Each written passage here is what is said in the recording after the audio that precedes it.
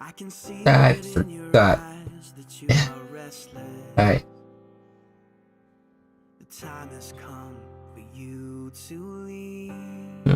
I'll deal with that later. How to find and activate. There you go. That works. Activate source. That's fine. Oh fuck. That's what I forgot to do. Alright. Oh god. Thankfully I didn't mess that up.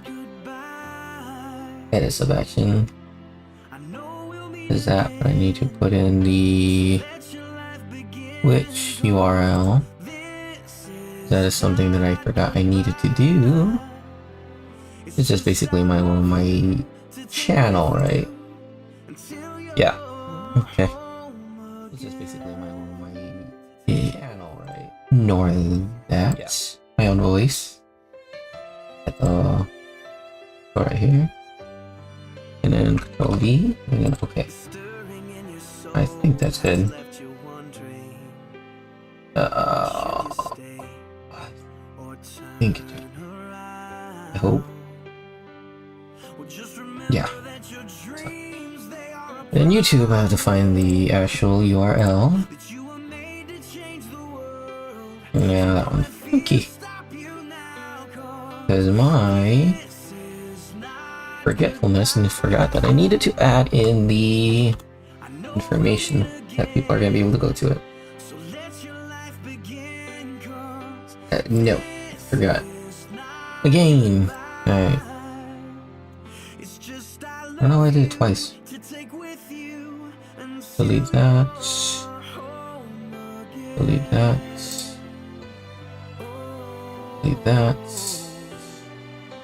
Delete that. And then if I go right here and I just put, yeah, that's set up. So if I just go right here, test the trigger, would it work? Oh my, I messed up. Yeah. Yeah, okay. I love the fact that every single time I'm starting a stream, it's just one of those situations that I'm like, wait, I forgot something very important that I could have dealt with earlier. But anyways, thank you very much for being here. Let me just finish doing something real quick.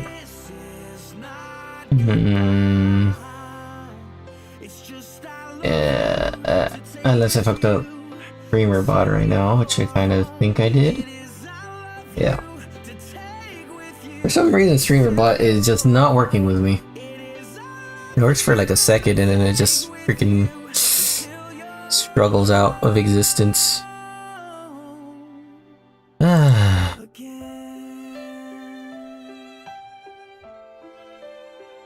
Okay. Yep. Alright, Streamer bot just doesn't want to work. I'll have to try to do that another way.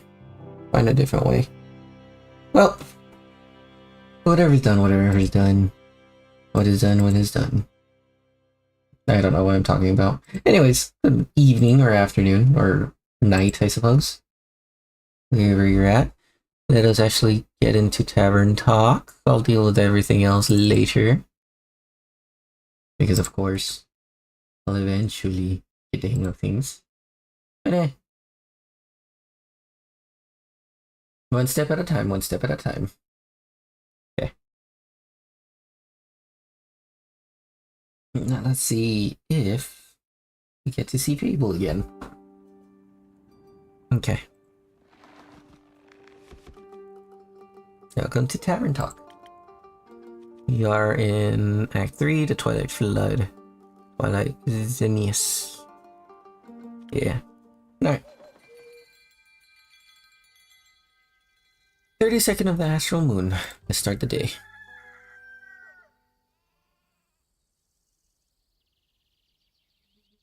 I hope you guys had an amazing Halloween, by the way. And a great day yesterday.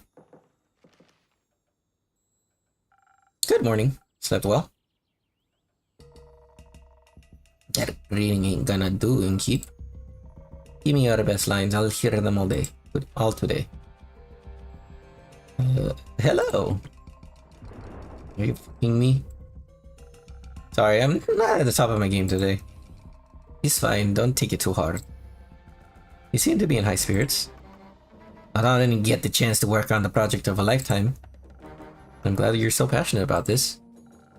Hope you didn't give Lynn too hard of a time convincing you. Or hope you didn't give Lynn too hard of a time convincing you. Nah. Once I mentioned Dragonfire, it would have been harder to stop her from going on the quest. It was just tough to find her. Didn't take you for a nighttime soup enjoyer. I'm not, usually. I can be persuaded though, with the right soup and the company. I assume your quest for comfort food turned out successful? Not at all. It was thwarted by the shadow of the night. Dear Rhea promised we shall endeavor to make shortbread another day, when the sun is high in the sky. And the stores are open. I'll need to make the sword first, though. Did Carolyn update you on what's at stake? Sure did. The sigils of alcoholic zest want to know what hits them when they see my newly forged weapon. It's sigils of alcohest. Gesundheit. I assume you're working out a game plan? More or less. Not like we've got a lot of info in the quest of yours. I'm sorry. Hey, you worked with what you had and we'll manage. Though that ever-burning flame of Leviathan sounds more like a myth than something real. Sounds exactly like something you need for a mythical weapon capable of saving the world. Yeah. Yeah, are you sure you're okay with reforging your sword for this, Tiger? Yes. It's the right thing to do. That wasn't what I was asking about. Believe me, I know a thing or two about the importance of an heirloom. It's fine. It's just... I wonder if I'll still feel the same connection to my Baba when I look at the sword afterward. Eventually, everything she gazed at in life will be gone. Do you think she'd be looking at the sword of Carolyn the hero? Heyo! Hey Fiona, welcome. Thanks for being here. Currently, what's called, I am in the third act, it's 32nd moon, where we met all of our characters, but there seems to be a situation where there are 5 keys that are being broken to basically end the world or end life as we know it. These 3 are going to be going on a journey to look for a mythical fire to try to make Carolyn, her sword strong enough to be able to kill anything divine. Other than that, we're still missing one of our beginning patron, our friend Fable, that has gone missing looking for one of our other friends, a small girl or cat girl called was it not Marilyn? I think it was Marilyn, whom thankfully ended up coming back and we ended up finding, but we still don't know where she's at. So from what we know, yeah, we're just figuring out what exactly is going on, and they're just going to be taking the mission right now. Thank you very, very much. They do have a wonderful Halloween. I was going to say Thanksgiving, but I'm a month early for that. That has quite a wonderful ring to it. I didn't know your grandma, but reforging the sword with Dragonfire to save the world. I think she would have been mighty proud of ye. And I'll make sure the weapon is the best anyone swung at this side of the Aether tree. You have a competition to win after all. Exactly. I've been thinking all night about the techniques to use. The design ain't exactly final, but I'll finish it during our trip to the Highlands if I'm fast enough. Rhea, are you doing okay? You never heard of giving someone time to think? You seem to be putting a lot of pressure on yourself. This can't just be some simple run-of-the-mill weapon. And there's so much to decide before starting the forging process. In, quenching, tapering, and the 5 Verican heat treatment techniques. And the 5 what? Wait. That could actually work? I'm surprised you remembered all those. Certainly, you are very passionate about the method. I'm just stoked to get a weapon made by Yuria. If it's you, I know my Baba's sword is in good hands. You seem to have the forging part covered. Anything planned for the rest of the quest? Right.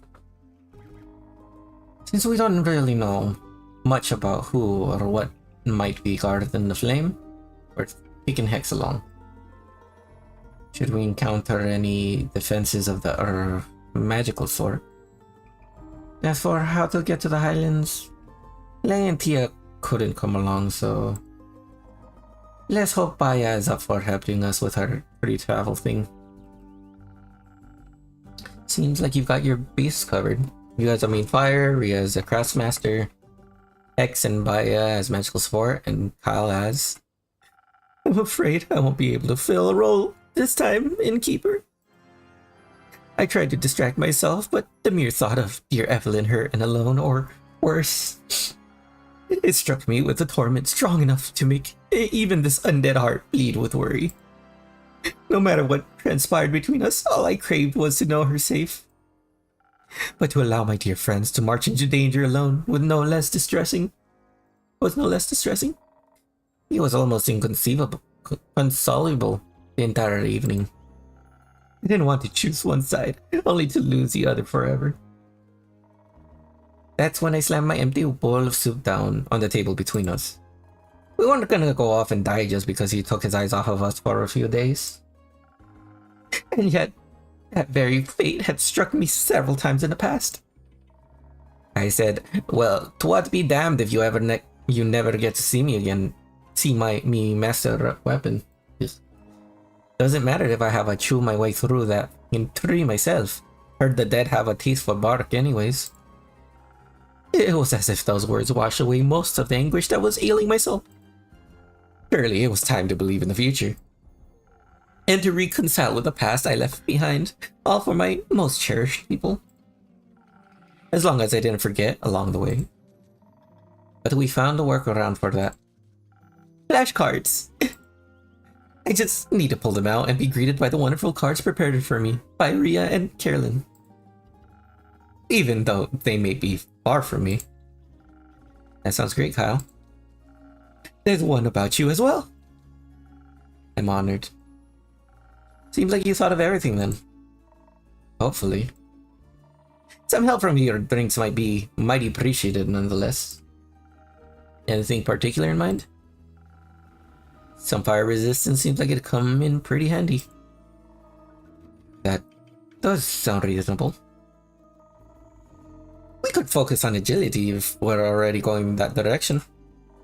Don't think we want to take whatever traps we run into head on. And add some strength as well, for anything we can't avoid. That and the fire resistance should definitely help with forging the weapons as well. So, the gooseberry I brought you yesterday, I wouldn't mind some invisibility either. It might give us some imaginative ways to deal with whatever challenges we end up facing. Concentrating on intelligence to take full advantage of that sounds like a good option too. X would like that. I bet. Knowing him, there's an equal chance of his ideas going right or horribly wrong. If things go south, we'll need a charm to take our way out of anything. And this way, dear Evelyn will be stunned by my most captivating entrance. Sounds decent. Some intelligence could also help with figuring out those techniques you mentioned. And my design, I guess. Alright, Innkeep. You look like you're bursting to help us with the decision. Is it going to be dexterity with some strength as backup and fire resistance, or should we approach this with intelligence, a small dose of charisma in case things go really wrong? And some handy invisibility? Well, if you're asking me, I am gonna go for the second option, which is intelligence with some charisma. Which means... no, it's Silent Owl. So peak sunrise wouldn't make the most amount of sense. Unless there's one that has a good amount of intelligence and charisma. Oh, Sparky Nebula. A basic one, but always tried and true. But you need invisibility, right? Shoot. And I don't know, the Ghost Berry gives you invisibility. Oh, actually it works. Ooh. I haven't used this one yet, so it works out. 1, 2, and 3. Perfect.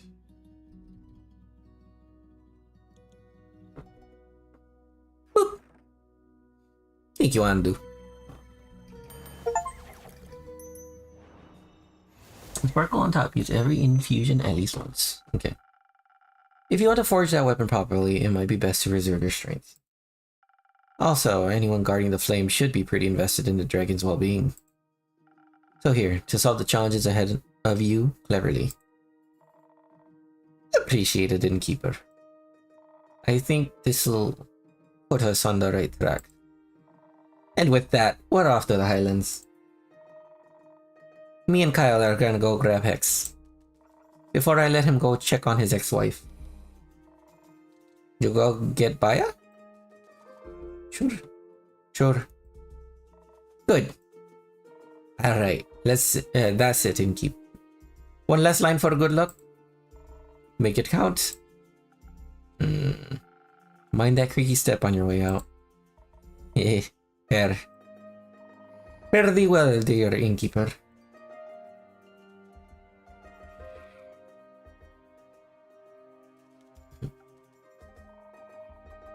Kinda weird it is, isn't it?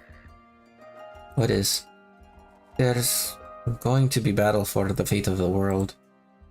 But Elfie ain't even here to worry themselves stupid about it. Which is Fable.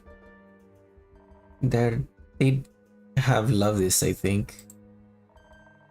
Not the impending doom part, but all this getting together and to defeat evil stuff. Make sure to tell those guys head into the Twilight Portal to keep an eye out for them. I will. Good. Suppose it's time for me to head out as well. Stay safe, Lynn. Always, Innkeeper. Yeah.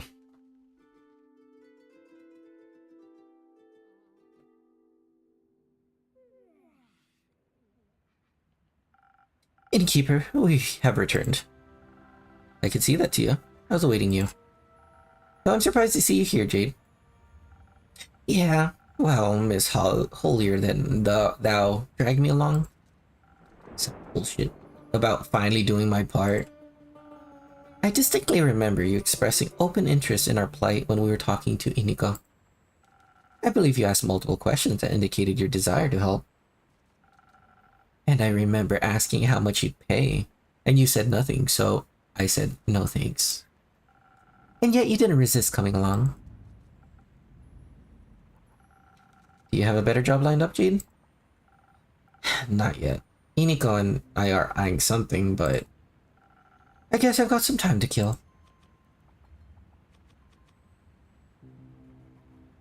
Perhaps Inigo can cause chaos on their own then. Perhaps Inigo can help too then. They'd better. I'm not sure if I can deal with Princess here alone. No need you to deal with me. I can handle myself. I'd love to have Inigo on the team. Me too. I assume you have written us a quest, Innkeeper? I have. Take a look.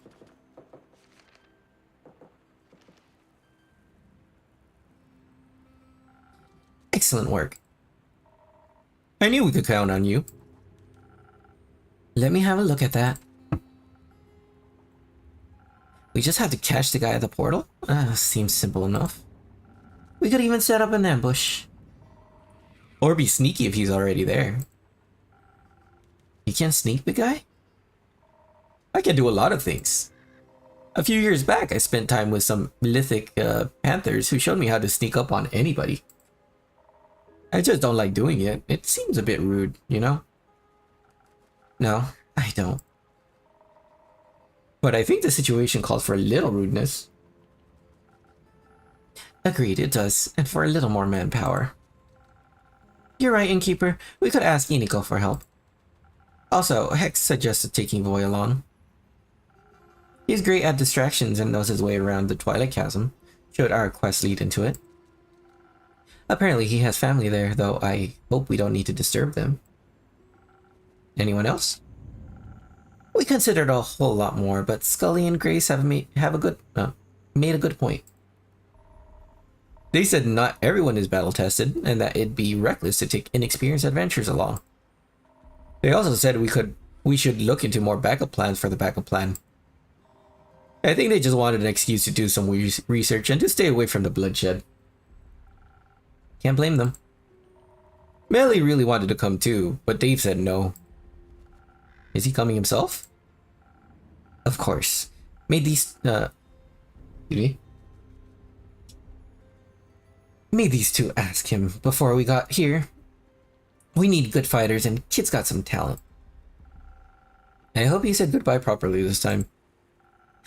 Carolyn made sure he did. Never saw a more terrifying death glare in my whole life. It was very, impressive. It was. So, are you finished with your questions? Actually, could you review the plan for me one more time? It's been a long couple of weeks. Sure. So listen up. We make it to the Twilight Portal by the moon pools, and we stop our big bad eagle head from going through. If we fail that, or if he's faster than us, we chase him through the Twilight Chasm and into Ur. And we prevent him from getting that fancy axe. And if that fails, well, we stop him at all costs. Sounds like a good plan. While you're at it, will you keep an eye out for Fable for me?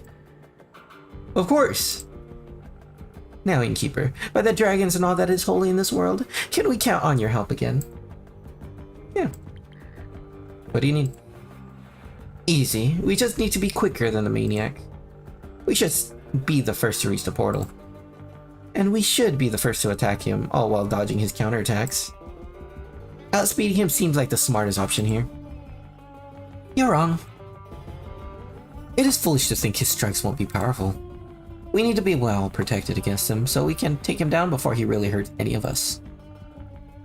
Don't be stupid. If we're fast enough, he won't even get a chance to hurt us. I'd like you to say that again when you're lying in a pool of your own blood. Okay, maybe we need both. It's just a balance that counts. We could focus on a whole lot of defense, but keep some dexterity in our back pocket. And maybe some of those fast infusion thingies could make up the difference.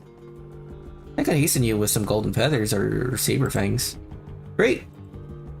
Alternatively, you could give us a lot of dexterity instead, with just a little bit of defense on top. And to make sure we don't get hurt, you can give us some of that frost armor Scully keeps talking about. Sure thing, I've got enough frozen pie cones left for that. I don't think Jade and Tia can make a decision without bloodshed, so could you help us out? Of course. I know just what to do. I think the frosted pine cones would be good, but I do think defense... No. Because I agree that you need to be there quickly. You gotta get there quickly in order for you to work, but I guess I want to look for... Yeah, we're looking for defense and speed. If there's one that has 3 speed and 2 defense, or 3 defense and 2 speed, then I think I'll probably go for that one.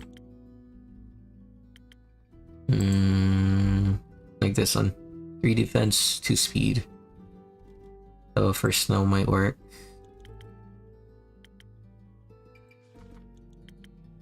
Yeah, because the rest of them are decent, but not great. So for our first snow would be the best option. And because we're going for defense first, we need dexterity as an infusion. Which means we're gonna need what gives us haste. The Saber Fang, which might not work with our infusion right now. And the dexterity, which is the Golden Feather. So I think Golden Feather might work. Yeah. Now let's go for a Golden Feather. Because this one will take away one of my... We'll add one to attack and I don't need that. So let's go for 3 of you. 1, 2, and a 3. And 1 of you. 1. They do not look that different, but whatever. Alright. First snow. Whoop. Thank you, Andu. Into the universe.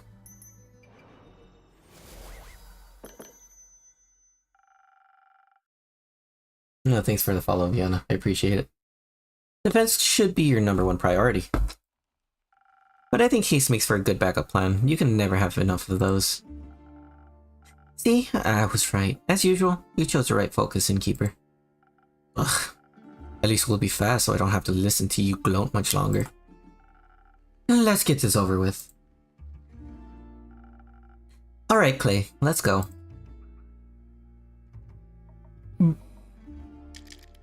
Clay?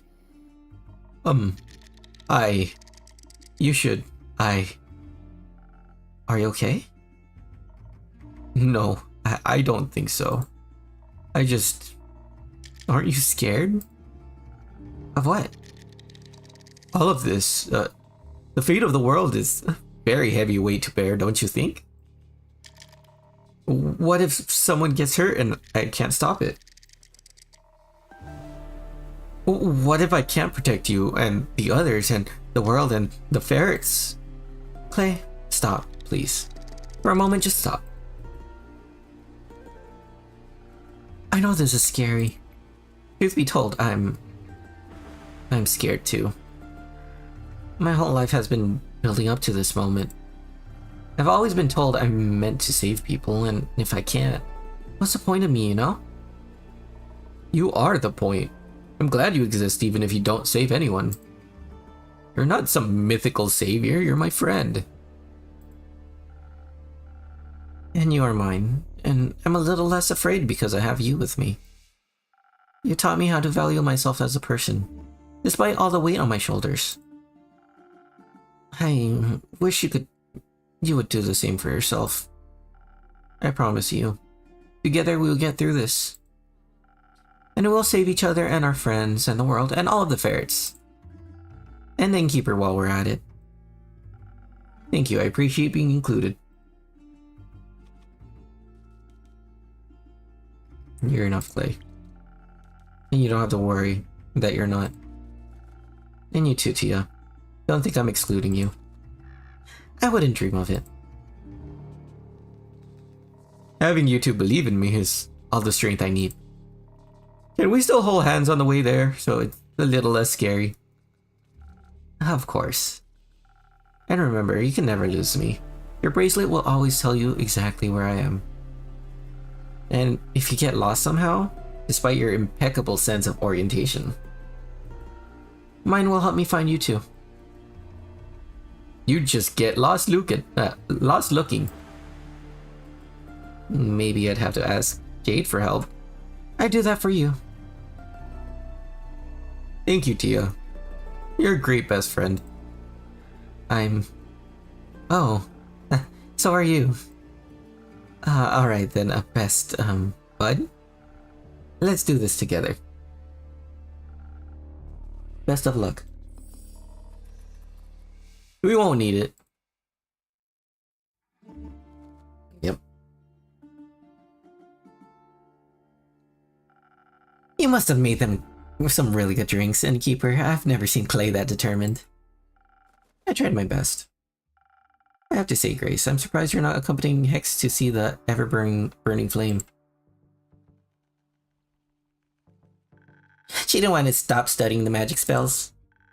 She thinks they might help us solve all this. I think what might help me right now is a drink. Something that'll get my thoughts flowing gracefully despite all the mess. Give me a moment. Okay. So she wants an intelligence-focused drink, which means to fight would make sense, logically speaking. But to think quick, I think, and then charm. I think speed might be necessary, technically. I mean, I don't even know how much this voice of drink would affect anything, really.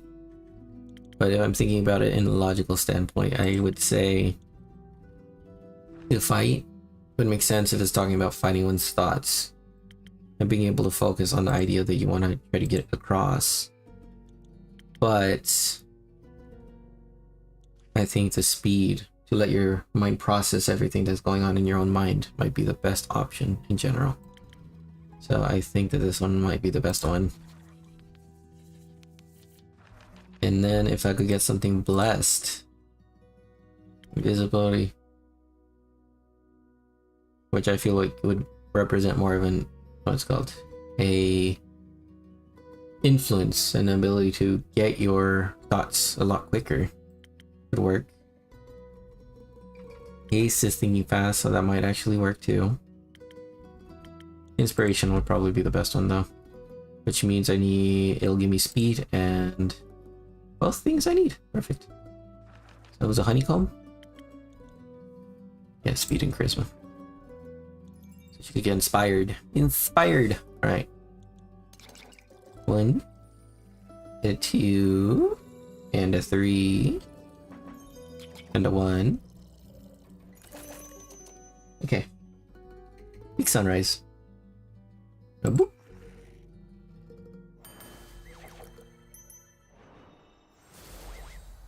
But yeah. A delicious thought detingler just for you. I don't think I've ever tasted detingler as delicious as this. You've tasted this detingler. Melly, would you like a drink as well? No, thank you. I've already had 3 hot chocolates today. I think if any more magic enters my system, I'm going to eat the sun. On to another topic then. I heard you formed a research team. We did! Obviously, Grace and I are the leaders, but we also recruited Scully and Archie. And Una said she wanted to sit with us and crochet while we work. What a great excuse to help. She insists we don't call it helping. Of course she does. Rufus is helping us too. His wool is so soft it calms everyone down. I wish Dave would join us too. I guess he's busy fighting the mean guy. But he promised he'd be back soon, so... And he'd better keep that promise. What are you looking into anyway? Melly mentioned spells, and those the ones Hex found... Are those the ones Hex found in the tower? Yes, those ones exactly. He stayed up all night decoding their formulas, but as soon as he figured out what they were about, he lost interest. So I picked them up. Most of them were rudimentary, all things we already have in our spell books. But two stuck out to me. Care to educate me? Which one do you want to hear about first? Teleportation or soul binding? Teleportation would be most useful, but I mean, if she's gonna tell me both, doesn't matter. One of the scrolls he found holds a powerful teleportation spell. Now I fancy myself quite equipped at conjuration magic, but Hex finds it boring.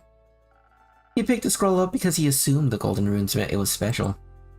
He was right, but I guess it didn't have enough fire for him. How is it special? I think if cast correctly, it could get you anywhere in Asteria with incredible accuracy. Even to protected places and other planes, but I'm trying to figure out how to use it without destroying myself. It requires more mana than people usually have in their body. So you think it'd kill its caster? Almost certainly so.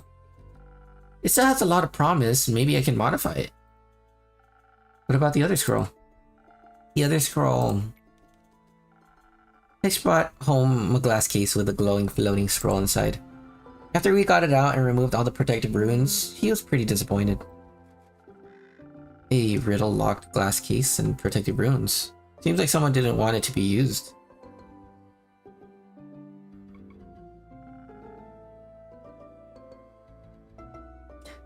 I'm pretty sure I know why. It describes pulling souls right out of people's bodies and binding them to objects. Completely volatile magic and dangerous. I assume it's been a little hard to translate. I'm trying to figure out any side effects it may have, so I can convince Hex not to use it whenever he's slightly inconvenienced. Good luck with that. Thank you. Hex also brought back a lot of Wizard's personal notes. Diaries and such, retellings of his exploits, of his hopes, dreams, and fears. When I have some more time, I think I'll be able to do a deep dive into who he was. Maybe I can even put a little exhibition together if Boy and Iniko let me borrow some of those magic items. I doubt they dare refuse you. I'd hope not. I want some magic scrolls of my own to decipher. But first we need to finish the research, just because we need to figure out what to do if... It's just nice to have something to do is all. Plus, I'll take any excuse to hear more of Scully's Everbloom stories. He's trying to figure out whether we can reverse the sigils. That'd be neat. Maybe you can duct tape them back together. I don't think so.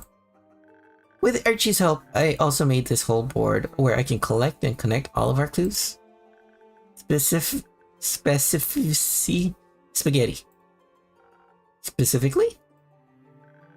Specifically, I've been looking into who exactly the necromancer guy could be.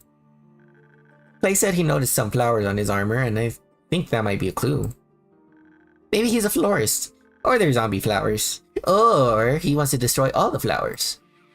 I need to figure out what his motive is. Because if we can figure out his motive, we can figure out who he is. And then we can figure out his weaknesses. Not that we'll need them, because Dave and the others will. What did he say?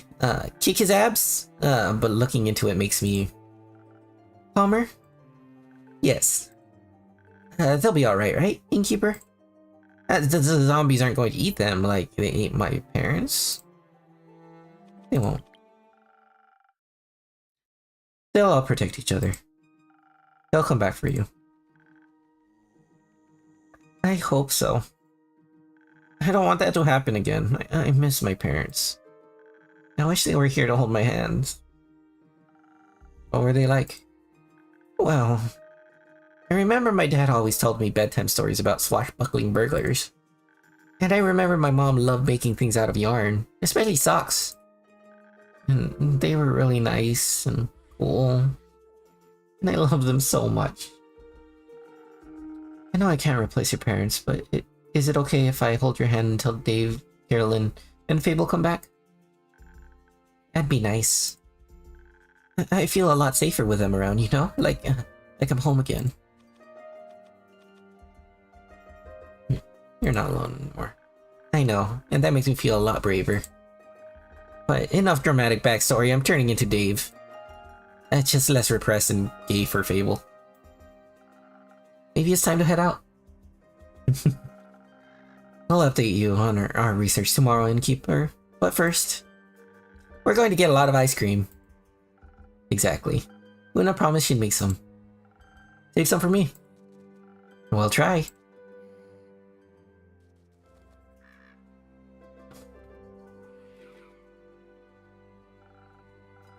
Hello there, it's been a while since you last showed up. I feared you went home without saying goodbye. Wouldn't do that, my friend. I did end up finding those golden loon feathers quickly with a little help from Voyage. But with everything going down, I decided to stick around and help those in need. That sounded just like you. How are things with you, though? You don't need to say much for me to know what that face means. I've seen it once or twice before. Is there something I can do for you? What is there to be done, Quincy? It's like everything is in limbo. Like dancing on the edge of the blade, one wrong move and it's over. Something like that. Would it help if I asked you for a drink? Maybe. You know what always helps me when I'm feeling down? What? A good cup of Quincy's hot chocolate. Here, after all I've heard, you might need it more than any. Thank you. That's very kind of you. Now go on, make me a drink. This one or another one. Whatever you'd like. Yeah. Okay, let's do the Quincy one. Let's go for the Quincy drink. So the only thing I don't need is attack, which is fine. Which I kind of want to add the lotus flower too. So let's go lotus flower. This feels like it makes more sense, the most amount of sense. Okay, so 1, 1, 1, and 1. Now none of this looks like hot chocolate, but yeah, forget it. As long as it works. Boop.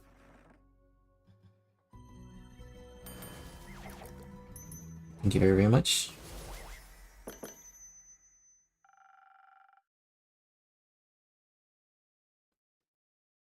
Couldn't wait to try it out right away. Well, you replicated it perfectly. My hands and heart are warm. Want a sip yourself? You look like you need it. Maybe later. May this drink be warmer than the currents of these times. It most certainly is. Thank you, and keep. Of course. So, how are you? Well, I'm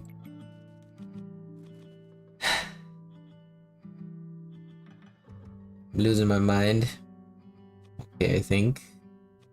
Just numb. I think I'd be more so okay, I think is a lie. I don't know if I'd be losing my mind. Though it is a lot of like stress and stuff. This is more so numb. Especially if my character is supposed to be, or the bartender is supposed to have lived for a really long time. It is the problem with eternal life. I'm neither worried nor elated, I'm just avoiding thinking about it at all costs. Yeah, no. Even when I think about it, I can't quite reach the feelings I know are supposed to be there. It's like I'm stuck floating in some glass case, watching the stars fall around me. But no matter how hard I try, I just can't reach out to touch them. And I can't figure out whether I want to, like, touch them. I mean, it certainly seems to scare you, worrying about the world and other people. It's been a while. I didn't think I'd care again. I didn't want to, but it just happened. Yeah, just like that. Without my consent, I might add. The heart wants what it wants, and sometimes what it wants is friendship. But I can see how that's a scary feeling. So many things are on the line now, perhaps more than you bargained for. It was easier when I just looked away. Would you rather look away than help your patrons, your friends? No. But now I have to face the fear of losing them. Funny. Funny? Can you swear to me you were done fearing death? That you had nothing left to lose? Sometimes lying to ourselves is easier than lying to others, I guess. I'll keep my I told you to myself. I just feel like I'm stuck in an endless cycle and there's no way out that doesn't tear me apart. Would it help you to know we've all felt that at some point in our lives? Not really, no. Then let me leave you with this instead. Love may come at the price of loss. But the inevitability of loss also comes with the reward of love. You can't lose something without having loved it. And so you should love whatever it is you fear to lose. Those are the moments that matter, the moments that make your life worth living. Besides, you have the power to step out of the cursed circle anytime. Do I? Write your own story, my friend. Don't doom yourself because you think it's what you deserve. I forgot how good you are at giving advice. Makes me a bit envious. You'll get there eventually. I hope so. Thanks for checking in. I think I needed that. Of course. Please don't stop reaching out. The safety of isolation is not worth the loneliness. I'll try to remember that. You better. Now, I heard the night market is close by and I really don't want to waste this opportunity, so don't let me hold you back. Until next time, take care of yourself, be kind to yourself, and be safe out there.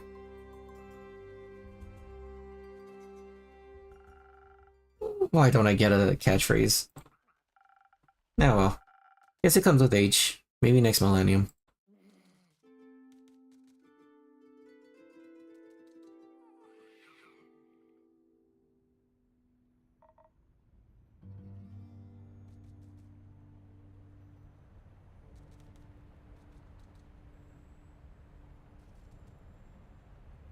Hello. Greetings, traveler. Nice armor. Is it new? Yeah, it's the dude that they were talking about. No. Doesn't it seem familiar? The flowers certainly do. Did you keep my books?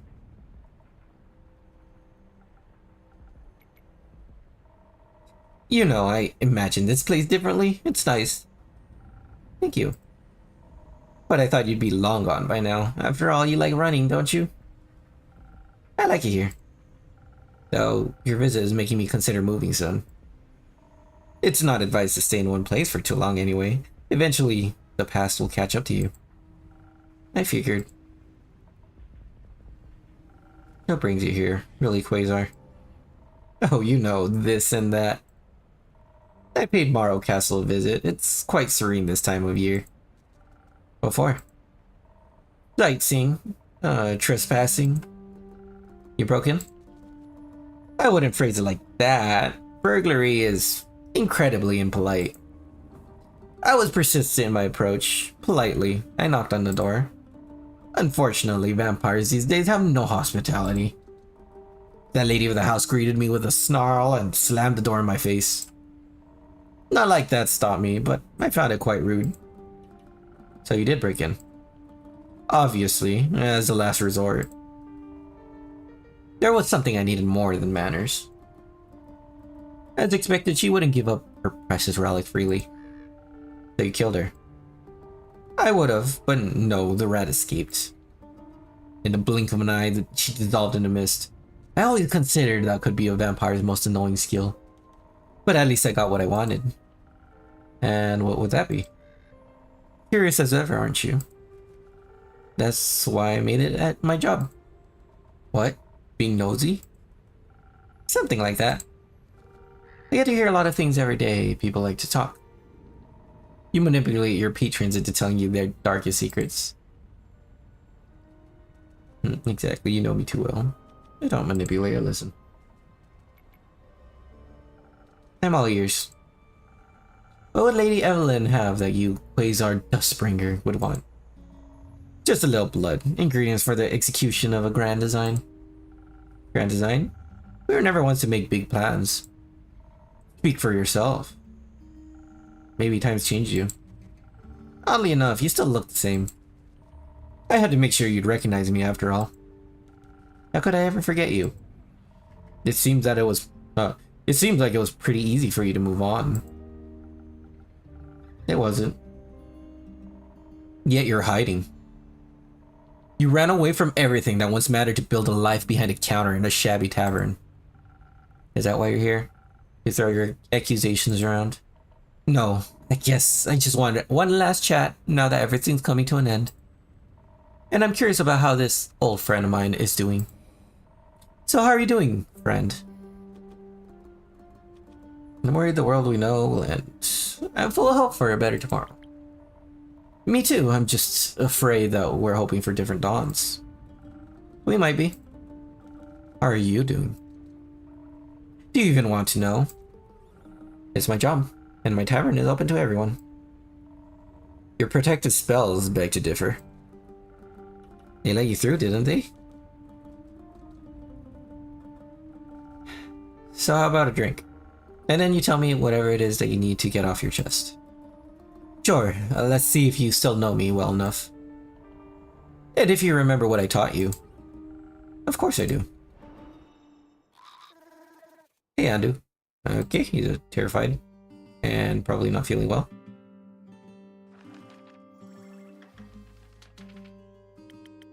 Charismatic drink. Meetings, 1,000 winds. Or sunny breeze. Or spoken heart. I feel like that would benefit him the least. He needs intelligence, or he's had a lot of intelligence. I don't know if I really want to give him that. He likes charisma and defense. So he wants charisma. They could give him the cheapy drink. It would make the most amount of sense. Nah, I expected we're gonna try to stop him, but defense.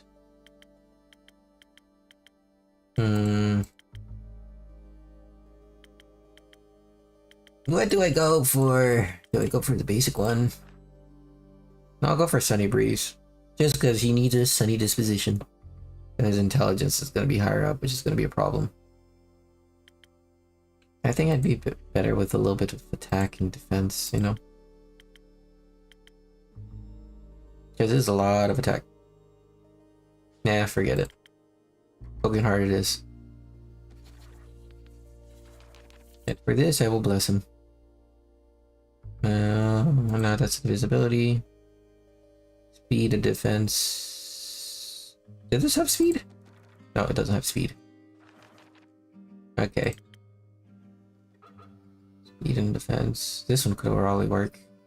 Citron. Let's get you some citron. Or D20.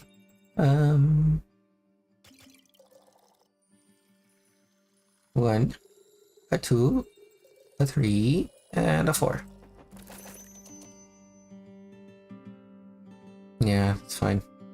Or Andu. He doesn't like it. He doesn't like this guy. How about this? Sweet and chatty. Not bad. Almost tastes like back in the day. Did you think I'd forget? Yes. I assumed you're as good at abandoning memories as you are at abandoning people. Ouch.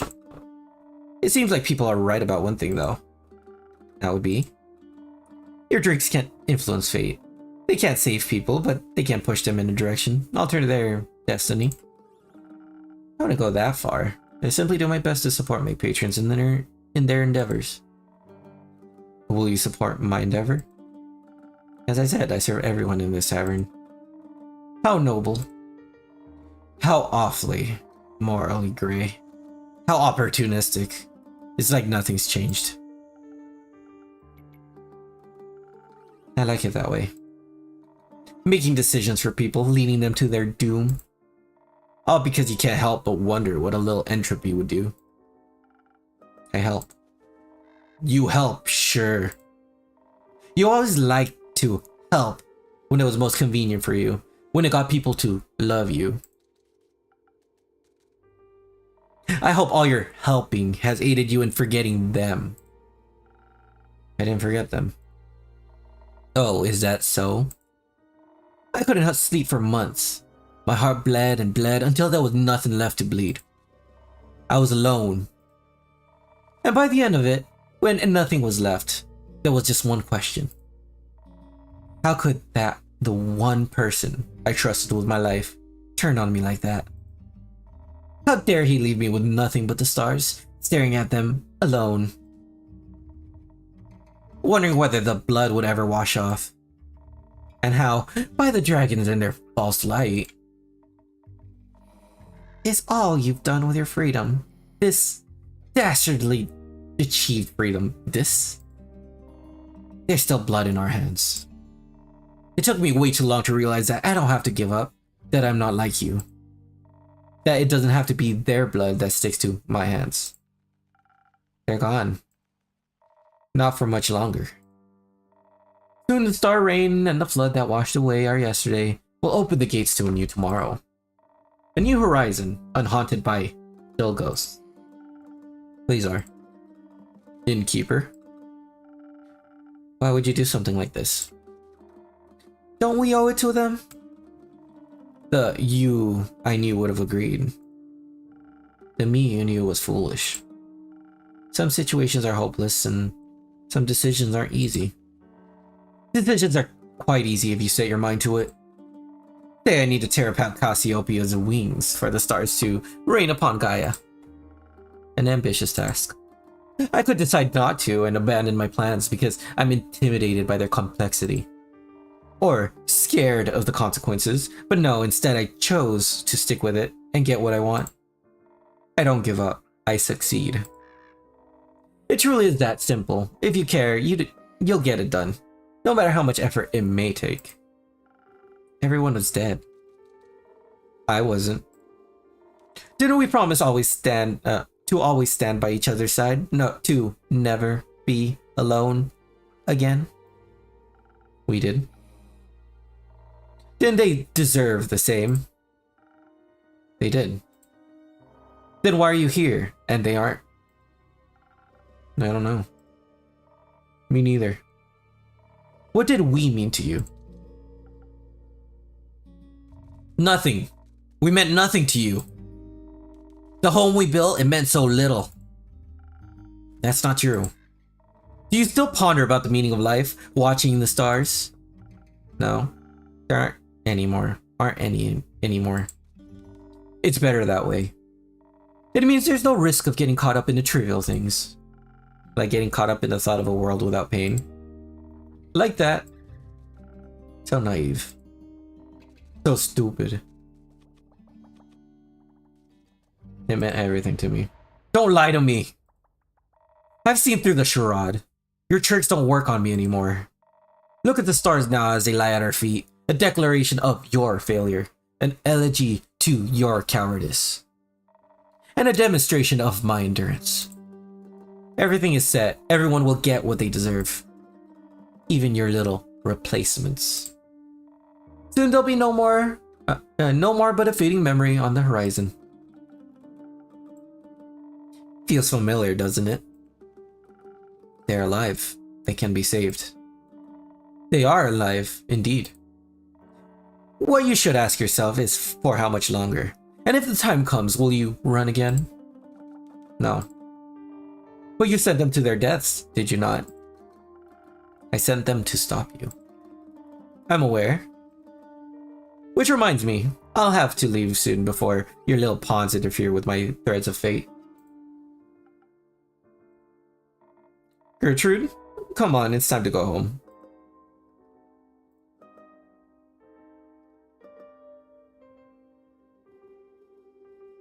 Hey, little bird.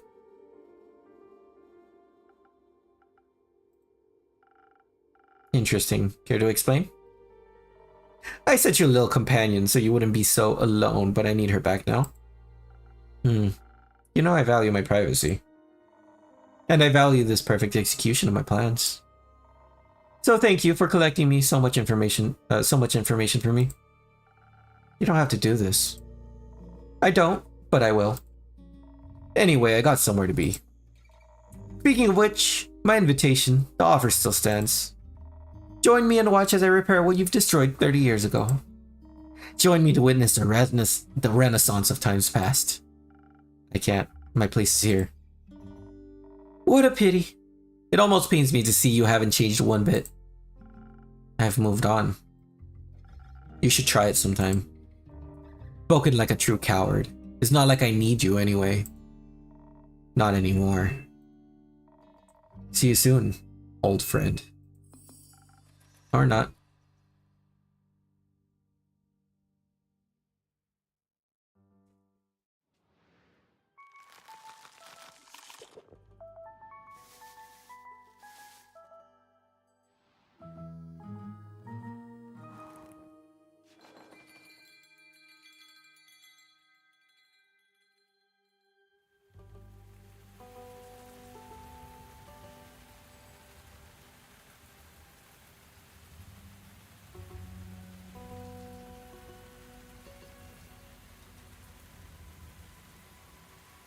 Give me a second.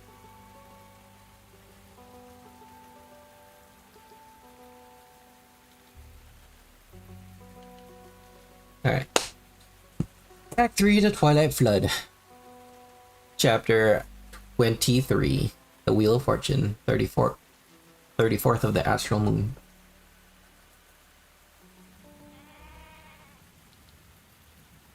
I hope my voice is going through, by the way. Still kind of concerned that it's not, but... Siva. Good morning, innkeeper. Good morning, how's your research going? Well... we did a lot of it. That sounds good. Yes. I can smell breakthrough right around the corner. Are you writing that down, Archie? Oh, what? No, of course not. No notes are being taken here, none. Archie, I told you already. I might be the bestest detective in Fizoa, and this might be the meeting of a lifetime. But the investigation has to come first. How are you going to have time to write a book about my detective career if the world ends in a few days? I mean, it won't, obviously. Because our friends are super strong and awesome, and we're super smart and awesome. But we should still focus on backing them up. I'm sorry. Seems I can't help but gather material even now. You're an impressive detective, but I mean, and I fear that what will happen if I stop thinking about my books? Is this what I think it is, Detective Melina? I'm afraid it is. Excuse me? It's a severe case of the nerves. Quick, innkeeper, we need a remedy. All your most revitalizing drink will do. Does the patient agree with their prescription? Really, it's not that serious. Thank you. Perhaps a cure that'll boost my toughness is just what I need. On it, patient 0. Alright. Cool, so toughness, so defense. Defense. Okay. And give him the strength to keep on going. Let's go for this one. And I shall also give him... what shall I give him? Wait, what do I need? So, 1 agility, 2 attack, and 3 defense. 1 agility, 2 attack, and 3 defense. I need these 3, I remember. We give him Lotus so he could be blazed. They could be blazed. To haste him. I think blessing would probably be the better option. In my opinion. Invisibility, fire resistance. Oh yeah, I think blessing might be the best option. I'll give him a d20. Citrin. Okay, so that means I need 2, 1, 1. I'll do it this way. Uno. 1. Y 1. 4 en total. Okay. Thank you, Andu.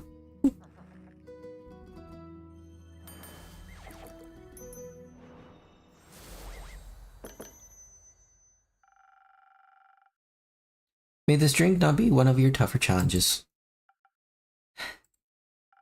This is excellent. I could write a novella about the superb taste alone. I really appreciate the effort to cheer me up. I suppose I've been worrying more than I realized. How can I repay? Repay? Repay? Rishmit. Repair Rishmay. Repay Rishmay. You shouldn't just bear your worries silently. I would accept an update on your research as compensation. Certainly. We are happy to oblige. I thought my knowledge of tales and myths could serve us well in identifying another weapon to slay evil. I questioned as many scholars and turned as many pages as I could. That sounds exciting.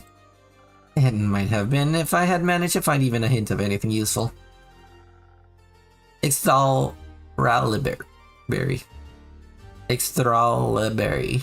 is nothing but a legend. The Lance of Loignus might be real, but it proved impossible to trace its location. And don't even get me started on the history of the Sword Balmer. My research ended in total failure. Don't say that. We wouldn't know that there aren't any other weapons if you hadn't looked. It just means we have to move our research focus to something else now. Like my investigation. Oh? Like I mentioned the other day, I really wanted to look into who this weird bad guy really is. With a plan like his, he can't just be some random nobody. His plan does have a certain je ne sais quoi. Je ne sais quoi? It's just so mustache twirling malicious. I bet he has a mustache. In any case, he must have left some traces that we can follow. And if we can figure out his real identity, we'll know his mortal weakness. Like an old wound? Exactly. Someone who wears that much armor must have something underneath. So we'll just have to wait until he takes it off. Once he takes a bath, we should... Actually, I don't think this is a good idea after all. Carolyn always says the more you know about your opponent, the easier the victory. But this guy's like a ghost. No one had been seen hide nor hair of him before all of this had started. And here I thought armor like that would have made him super recognizable, with the flowers and all. I did look up what some of them mean, the ones Clay was able to identify. There are petunias and marigolds, which symbolize resentment, anger, grief, and mourning. So that told me absolutely nothing, besides that he's a bad guy with some big feelings about the world. Huh? Then I got an idea. What about the other well-known necromancers? Maybe we have a repeat offender on our hands. No one really seemed to fit, though. I was really close to ripping my fur out. But then I remembered all that stuff about the sigils. There actually was a necromancer that died when the portals opened. So I dug that file out of my pile, and yes! If the creation of the portals broke a sigil, then that can't just be a coincidence. Therefore, this necromancer from back then must have faked their death, and rebranded themselves as the mustache-twirling, green-armored bad guy that we're facing now. Shouldn't you be doing the pointing thing out now? I'm just not feeling it, Innkeeper. I know it doesn't add up, okay? I'm sorry, Archie. This isn't the revelation of truth that it should be. When you write your book, the detective should definitely be pointing at something. I'm pointing. Yes, I'll write that down. Good. Fuck. Can't believe we couldn't find anything.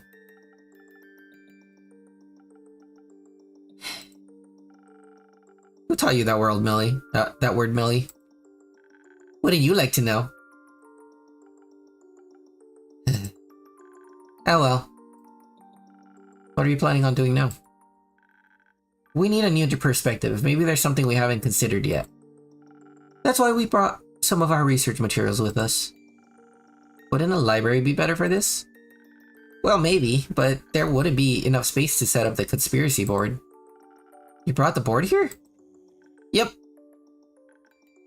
Thanks for letting us set up here. Okay, I'll be in the back. Bye! I hope it's okay for us to take up some of your space. It's fine, Archie. You can go ahead. Much appreciated, Innkeeper.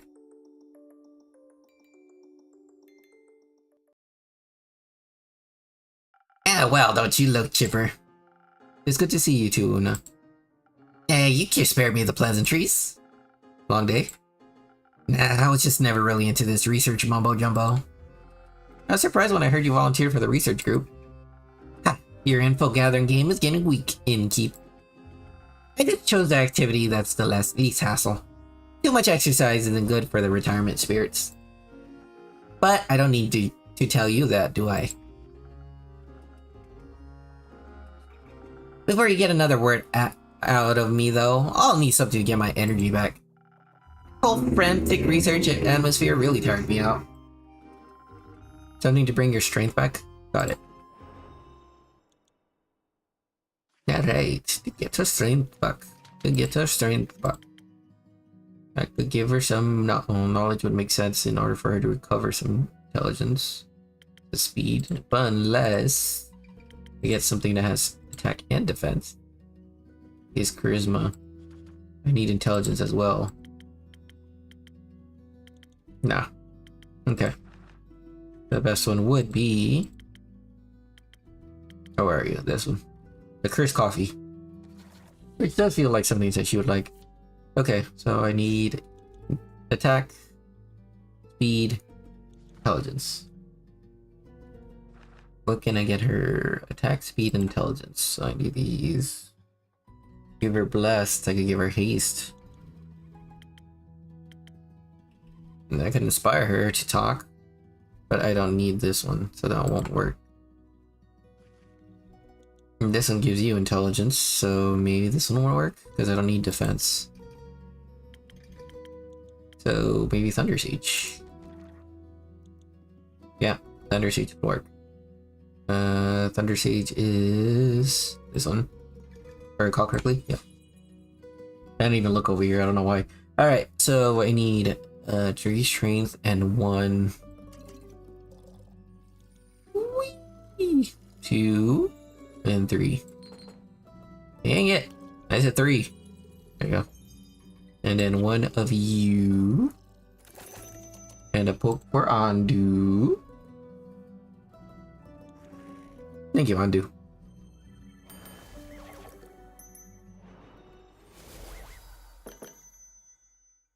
Here, for all that heavy-duty crocheting you're doing. I feel like I could crochet gloves for an entire army with this. You got some more adventures stashed away in those back rooms of yours? Just some more frantic researchers, I'm afraid. So, what else have you been up to? Just making sure Grace and Scully don't work themselves into an early grave for the most part. Any news on that front? Are you in the mood to be underwhelmed? Listening to what my patrons want to share, whether good or bad, is a key part of my job. Spoken like a true little innkeep. As for the research, not many surprises there, to be honest. The damage that breaking the sigils did is pretty much irreversible as expected. That teleportation spell Grace is looking into is also not getting any less dangerous. Even with all the modifications she's making, there's still a good chance of it backfiring. And by good chance, I mean like 70%. What kind of backfiring are we talking about? Like everything blowing up and fireworks and fun? Killing you? Like killing you instantly, exactly. Oh. How are Scully and Grace feeling about everything?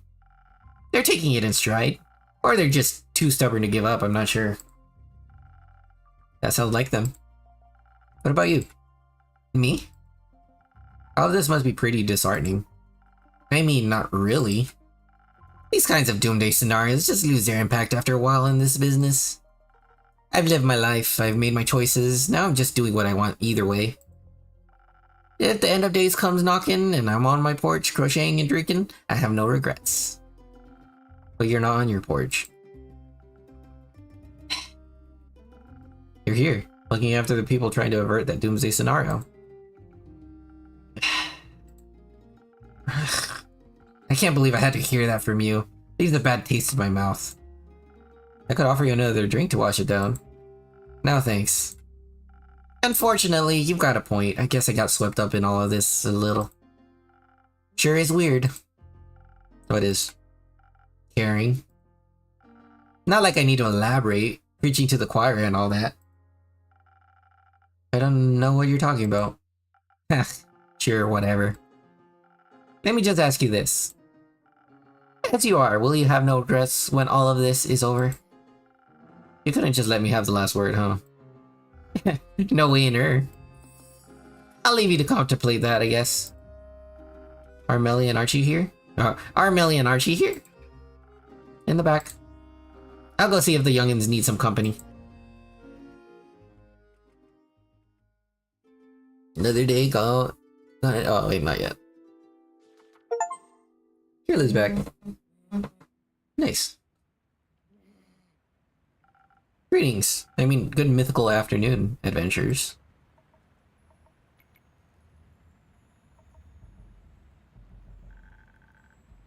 Good afternoon, innkeeper. Does this afternoon seem mythical to you? It seems wet. Sorry about that. We didn't have much time to dry off before coming here. The floorboards should be able to endure it just this once. It's okay if you want to leave now, Baya. We all made it back safe. Okay. But please keep the blankets. I could make some soup. We should be good for now. Thanks, Baya. Where are you headed, Baya? The swamp. I want to talk to my friends. I see. Goodbye. Let a tree know if you need any more help. I will come. Stay safe, Baya.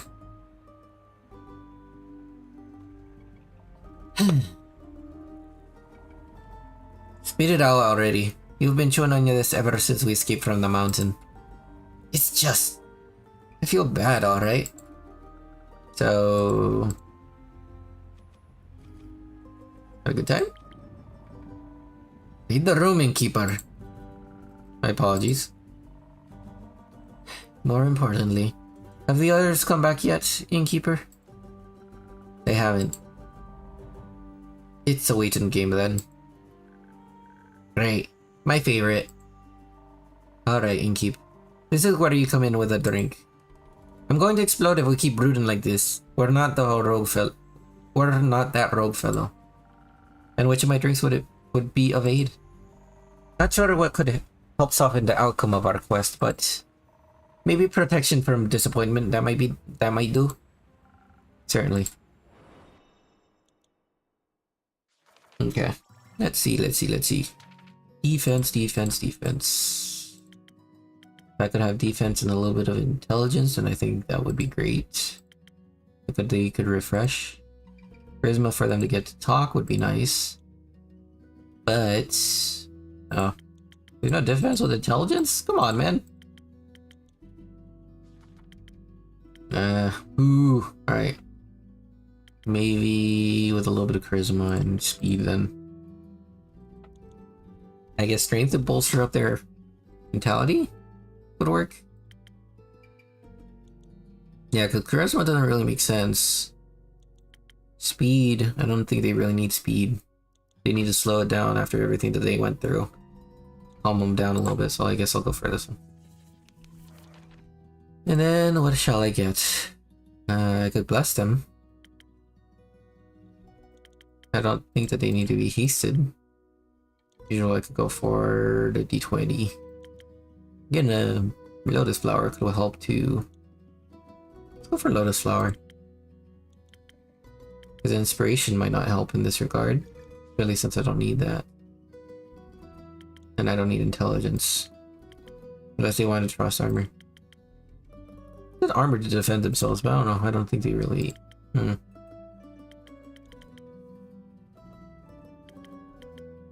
Yeah, let's bless you.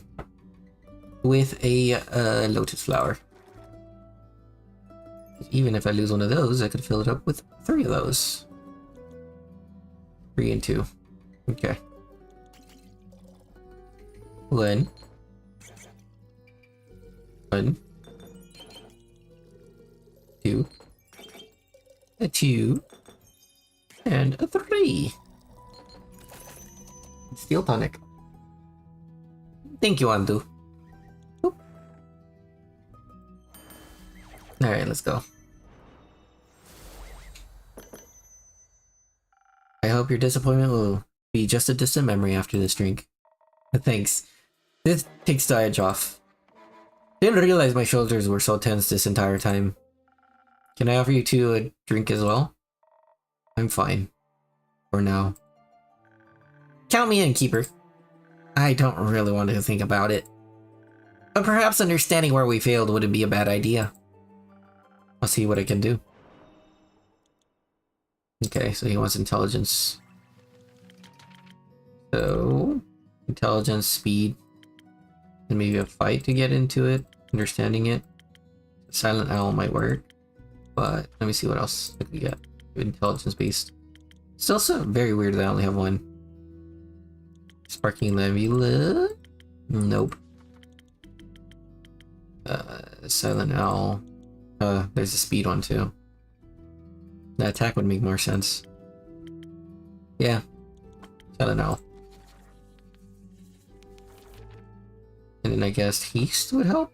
Invisibility blasts. Inspiration maybe. Inspiration because I don't think I need this. So honey. Oh, I do need. Nope. Okay. Honey flower won't work. Maybe thunder? Thunder would work. Okay. They could be inspired to figure out what went wrong. Oh no. Oh no. Oh no mas. And end it with some fight. Thank you, Andu. Always my assistant. Yeah, let's go.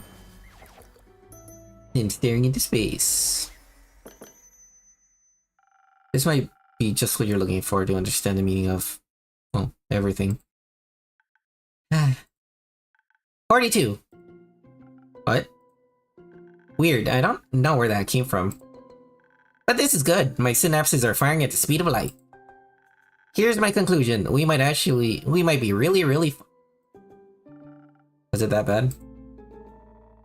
You don't even know the half of it. Wait, then this can't just be it, right? Grace and the others should have figured something else out by now. You probably already have some quests in store for us, for plans C, D, and X. I'm sorry, X. Archie and Melly couldn't find any new leads. And Grace and Scully are still at it, but from what I've heard, they haven't found much either. That's, Come on, Innkeeper, stop joking around. I don't think this is very funny. Neither do I. Then what are we even doing here? What? If the Innkeeper doesn't have any quests for us, why are we wasting time here? If you haven't noticed, the world might be ending soon. We failed to create the world-saving weapon. And now we're here to, what? Have a nice chat? Oi. You're mighty close to overstepping there, wizard. Well, maybe somebody needs to say it instead of just lazing around. Hex. Sit your arse down. This is no time to lose your cool. We aren't just here to chat. Information about the group that went to the Twilight Chasm will reach this inn first. At this point, we need to know their fate. It would be foolish to go running around without a plan. So, are we cool? I'm sorry. Not exactly a good look for a wizard to lose his head, huh? Is it? As long as you realize that yourself. While we wait for the others, I guess it's time for another story and keep. I'm looking forward to getting some context. Right. After our chat the other day, Kyle and went to pick up Hex. We said goodbye to Kyle, he cried, then he left for Morrow Castle. Soon after, Kara and Baya picked us up. They just stepped out of a tree right next to us. Baya was pretty excited to take us to the Highlands. Apparently she's pen pals with the Yeti and she'd never gotten the opportunity to visit. And then whoosh! Whoosh? Yeah. 1 minute we're surrounded by nice and lush woods and then the next, vast mountains. No. A lot of snow. You guys suck at descriptions. Our journey to the Highlands was so fast, it's barely noteworthy. It was impressive. I mean, sure, evocation is obviously the superior school of magic. But I suppose such a feat of conjuration was pretty cool, even though nothing blew up. And then you had to keep blabbing to Baya about it until we reached the village. Well, Grace would have killed me if I didn't ask for details. Well, the view was great. We were pretty disoriented. Even when we found the village Clay told us about, no one could point us toward the temple. Carrie looked like she was getting ready to throw people around if they continued saying they couldn't help us. It was clear that no one there knew anything. Even though we still had no idea where to go, we left the village. That's when Baya let out this gut-wrenching scream. It sounded kind of like this.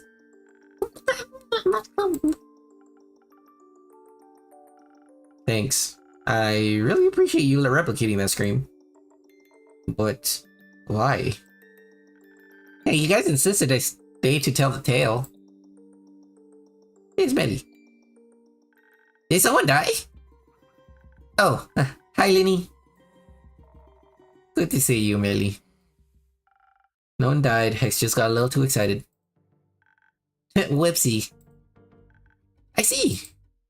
Well, make sure not to scream like that anymore. Or no one will know when you really need a detective on the scene. After all, you don't want to be the next boy who cried detective. I'll keep that in mind. I'll go back to the board then.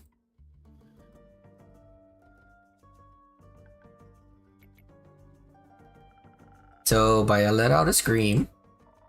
We had no idea why she did, but before she could explain, we heard some loud footsteps approaching. It was hard to see the heavy snow, with the heavy snowfall, but a huge silhouette was making its way towards us. Care almost tore into it as soon as it was close. But before we knew it, Baya rushed forward. I almost attacked Baya's pen pal. You actually met the abominable snow yeti? Really nice fellow. Also pretty good with directions. They pointed us towards the temple. When they did, I noticed that a well-crafted ring made of something like opal. Couldn't help but ask them about it. Turns out they got it from the temple. That really got the Yeti talking. We learned a bunch about the temple's jewelry making business. And about how anyone approaching the stronghold unannounced would be seen as an enemy. Which is a horrible way to run a business. The Yeti explained that only a select group of trusted people are allowed on the premises. They didn't want to help us get in though. Something about getting their jewelry buying rights revoked. But at least we knew the way, and soon with that invisibility finally kicking in, we saw it before us. Lo and behold, the Temple of Ur, where the flame of Leviathan is kept. That was blasphemous. That trek up there was brutal. It was so much walking, I thought my feet were going to fall off. It wasn't so bad, really. The winding path looked nice with all that sparkling snow. That's easy for you to say. You just vaulted right over all that rubble. Yes, we did get to the gate eventually. It was closed, of course, a gigantic wet slab of stone in weathered condition. If there's one thing I know about this sort of thing, it's the gates like this one are super inconvenient. Good thing we didn't want to waltz in through the main gate anyways. Now, with the invisibility effect from your drink still active, we started to check for any other points of entry. There was so much rubble we figured there must have been somewhere for us to slip through. Well, there wasn't. And I was already starting to feel the itch of the invisibility wearing off. We were running out of time. Come on. Tell they can keep what ye decided to do. Come on. Tell they can keep what ye decided we should do next. We might have tried to, scale the temple walls. We made it close to the top. But then the stones started to crumble right under our hands. X was the first to fall, but it didn't take long for us to follow. Though it's good to fall with a wizard that can cast a spell to slow our descent, rather than break our necks. And here I thought you guys just wanted a big group hug. If you wanted more group hugs, maybe cast a spell earlier than 5 feet before hitting the ground. Oh sure, I'll try to practice spellcasting while falling at terminal velocity more for next time. Well, you didn't manage to manage it before we turned into a big puddle of adventure soup. If only we had managed to land literally anywhere else. I didn't even know creatures that big lived out there. Me neither. Right next to us, where we had thought there was a snow-covered mountain, an eye as big as hair opened. It was the guardian of the temple. It slowly lifted its massive head, and we realized the mountain path we had been walking on earlier. There was no path, but the body of a wyvern. Its snake body slowly unfurled around the temple. While shaking the snow off itself, it revealed its pure white, iridescent scales. For a few moments, it just stared us down. The gigantic opal embedded between its eyes shone with every color imaginable. What I wouldn't have given to work with the opal of such fine quality. It's good to hear you guys had a mythical moment there. But I, for one, was worried about the overgrown snake with wings. The wyvern unfurled its wings. From there, they had been tucked against its body and rose into the air. An attack position. It struck with such speed we only avoided it thanks to Care's quick reflexes when she pushed us into the snow. All I could think about was that I didn't want to fight it. When it was getting back into position for another strike, I screamed our intentions out. I couldn't imagine the dragon's guardian would be indifferent to our objective. It didn't seem to care much about it though. Or it didn't hear us. I didn't want to give up. We had to communicate it with it in a way that it couldn't ignore. So we choreographed an expressionist dance. No. Not really. But that would have been a lot funnier. In any case, instead of trying to fight it, I told the others to get moving and get our message across. By writing it in large letters in the snow. Ever tried to stomp out letters while a giant reptile is attacking you, Innkeeper? Heck of a core workout. I think I developed muscles where no muscles should ever be developed. Watch out, you might become the first wizard to complete a push-up. And did it work? The push-up? No, the writing in the snow thingy. Wasn't sure at first, but when the attack stopped, I saw it looking intently at what we had written. Then it launched itself in our direction again, but instead of trying to attack us, it dove into the snow. The ground beneath us started shaking all of a sudden, where it suddenly lifted on top of its head. I thought we were ascending to Twat's realm for a second, not gonna lie. But instead we were just lifted higher and higher into the air. Towards the temple. Soon we could see a tower emerging from the temple grounds. The guardian must have understood us after all, because it was taking us to the only place I could have imagined the flame to be. Soon we were close enough for us to jump down from the guardian. And then I saw the altar.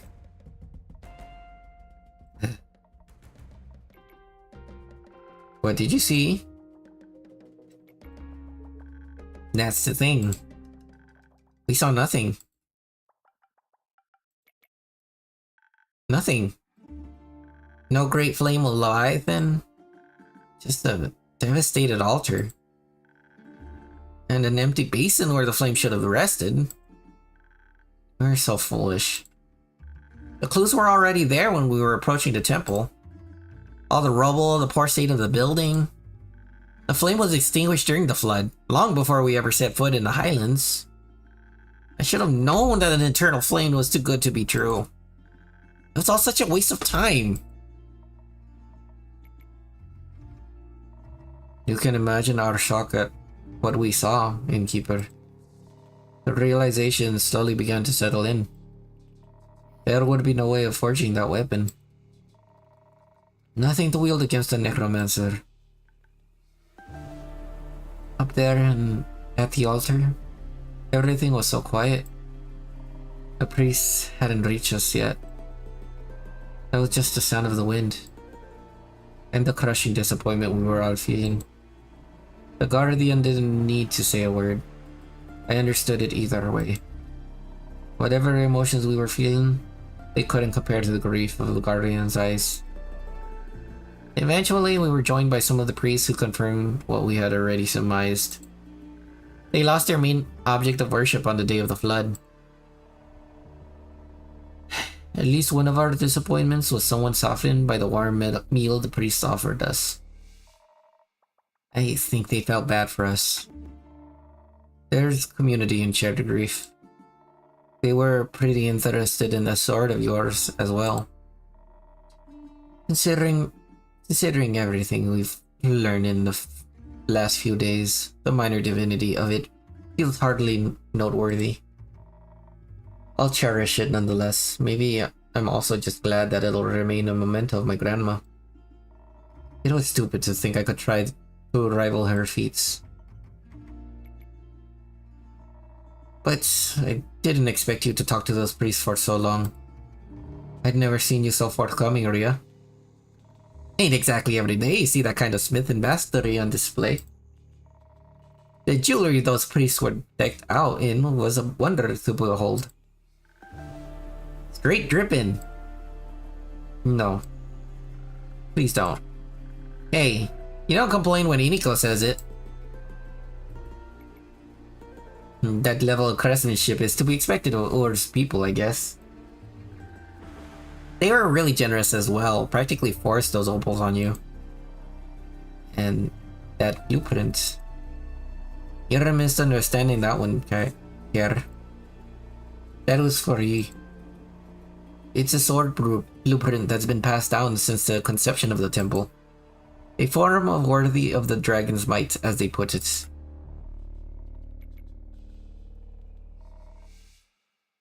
And they wasted it. I know you won't hear it now, but if you ever feel different, I'd be honored to forge it for you. We eventually got ready to head back. I was worried about the lack of trees around us, but Baya seemed unbothered. We headed out to the courtyard where, slowly but surely, she grew a whole tree. Its branches were stark white and covered in gleaming leaves. I asked her afterwards what kind of tree it was, but she just replied that it was a dream of the soil. I know what that meant. The priest looked very touched by its appearance. But we needed to be on our way, so into the tree we went. We stopped by Baya's and then headed over here. Oh, that's that. Never had such a depressing walk back to the tavern. Oh, quick, you're yapping. You were going on and on about all this all the way over here, too. That's easy for you to say. After all, you got those gems. Great for your stupid competition. Some of us were a bit put off by the quest failing. Why don't you come over here and say what your problem is? My problem is that you're acting like everything's fine.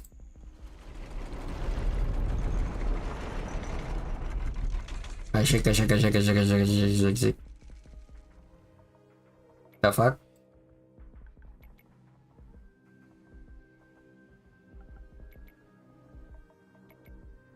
Did it stop? Seems like it. Is everyone okay? More or less. Yeah. What about Melly and the others? I need to... I'll go. Alright. Thanks, Ria. I'll take my leave. We told our story, there's no other reason for me to stick around. I know this is a hard time for all of us. But I need to check on Grace. Goodbye, Hex.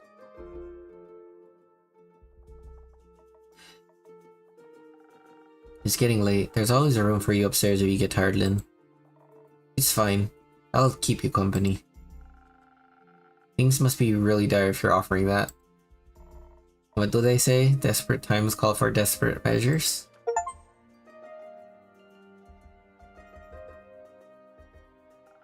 Welcome back. Keep it. Keep it. Okay,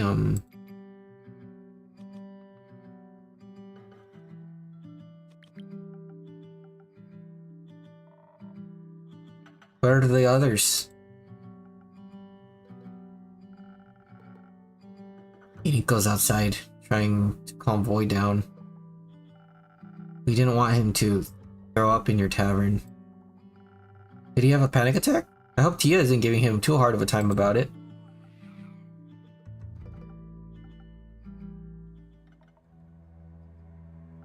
She isn't, right? No. Where is she then?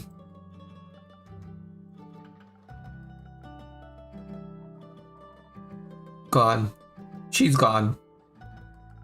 She left? No, she's dead. She can't be dead. You're right. He's way too stubborn to die. Well, she did. I'm sorry. That's awful. Yeah, you don't have to tell us that. Is anyone else? No, we gotta wait before anyone else went down. That's good. What about Fable? Did you see them there? In the chasm, maybe? No, we didn't find them, though. What? I found a bunch of broken arrows not too far from the portal. They were all engraved with pretty flowers. I think they were there. They just didn't come back. I hope they're okay. Maybe with a drink, it would have been okay. What do you mean? You didn't make him a drink, innkeeper? We had a bit of a fight. So you willfully endangered them. I had hoped it would stop them from going. Nothing could ever stop Fable from helping people, you idiot. I realize that now. You should thank the dragons. I care more about my friends' eardrums than I care about yelling at you. Now I regret it well enough, don't you worry. You better. If anything happened to them.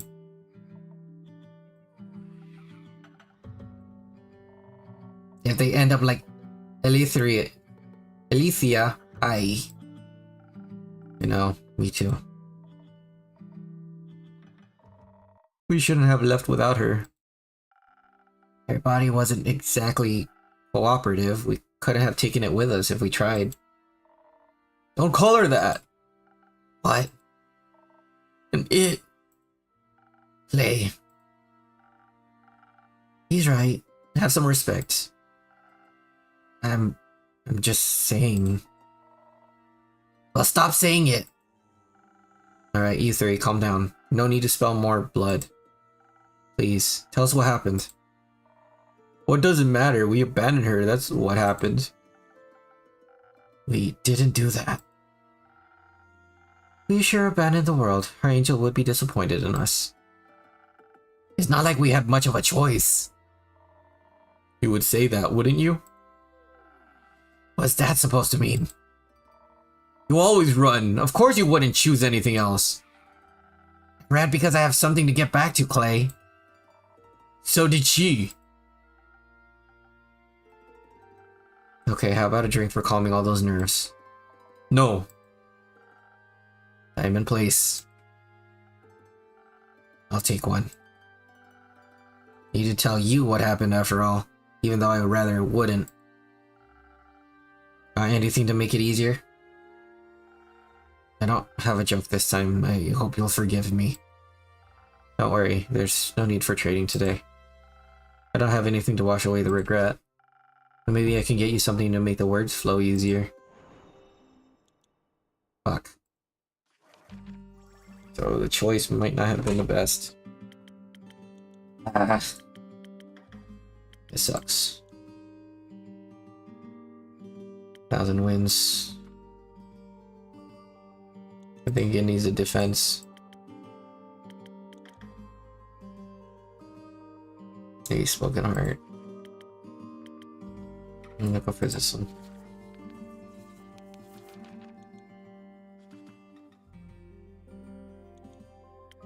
I'm blessed.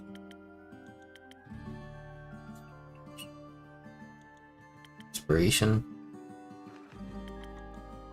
armor, I guess. I mean, I don't technically have to infuse it.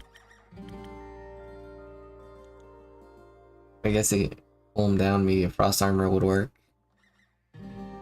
Yeah. Okay. No, actually, I don't need that. Okay.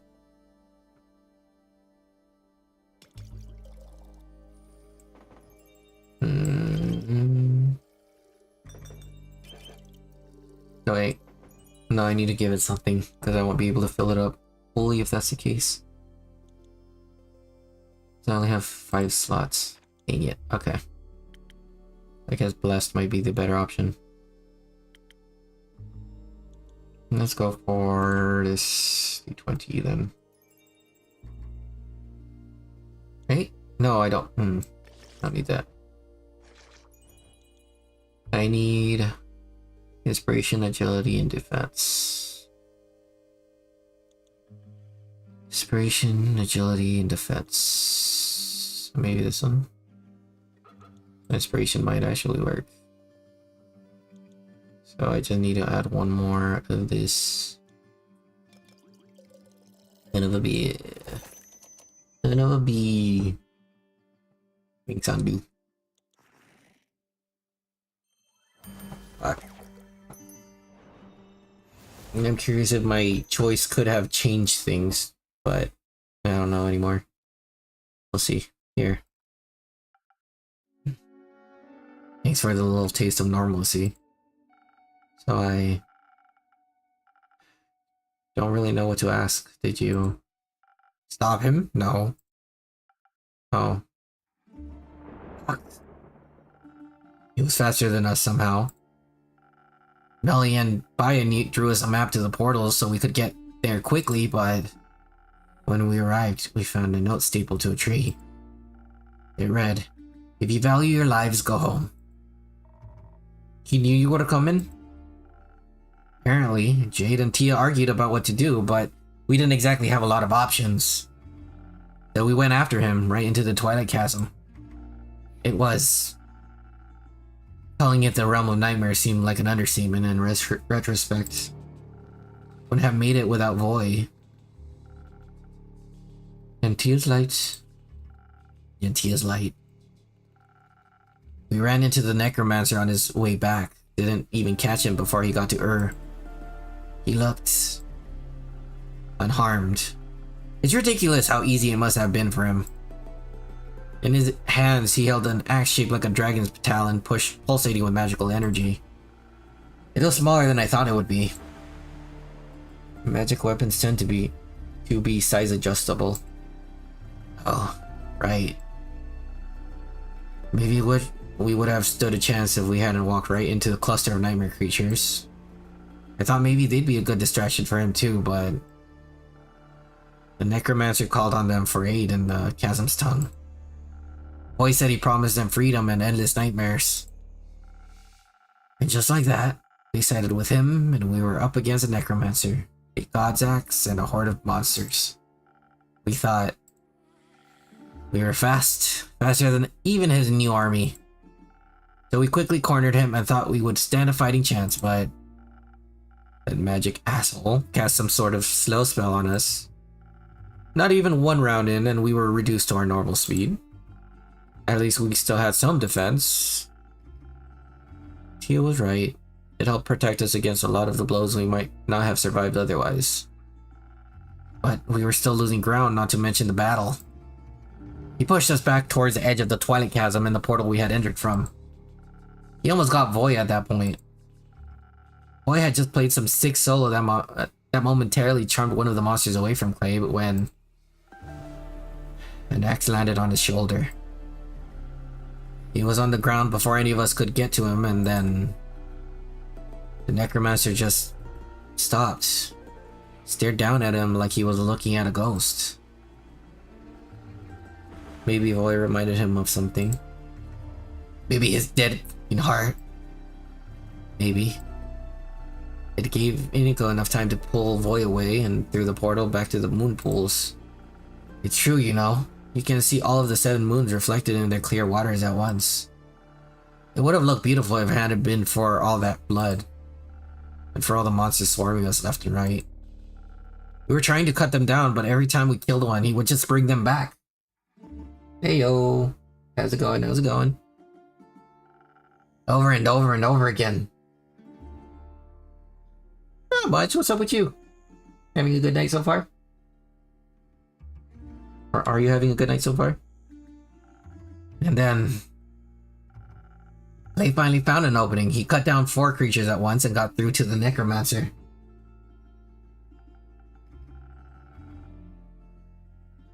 How are you doing today? Oh, that's good to hear. Very happy to hear that. Very happy to hear that.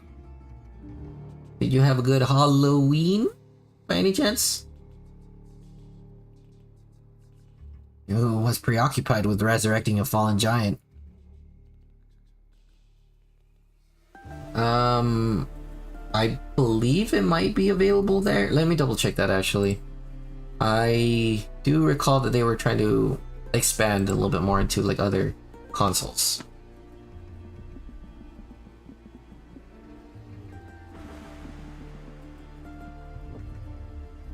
But I would say, yeah, it's a fun game. It's a fun game to give it a try. It's a good visual novel.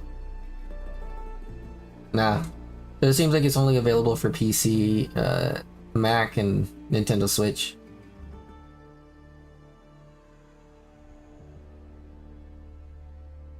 As for the PS4, it seems like they're trying to think about it, at least from what I'm reading. But nothing has been guaranteed yet. Of course, of course.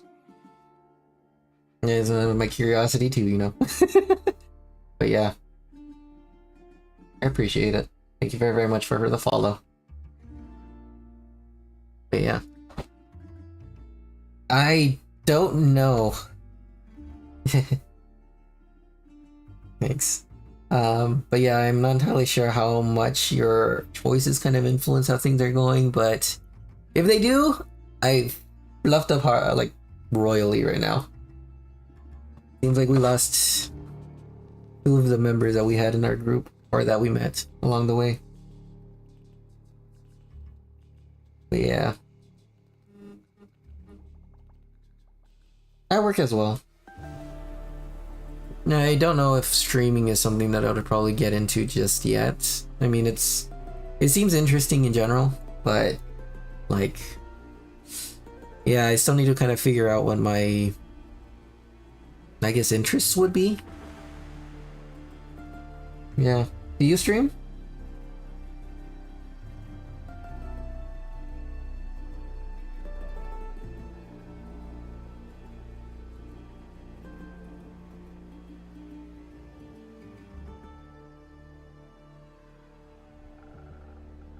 This should have been an easy hit, but they got reckless. Oh yeah?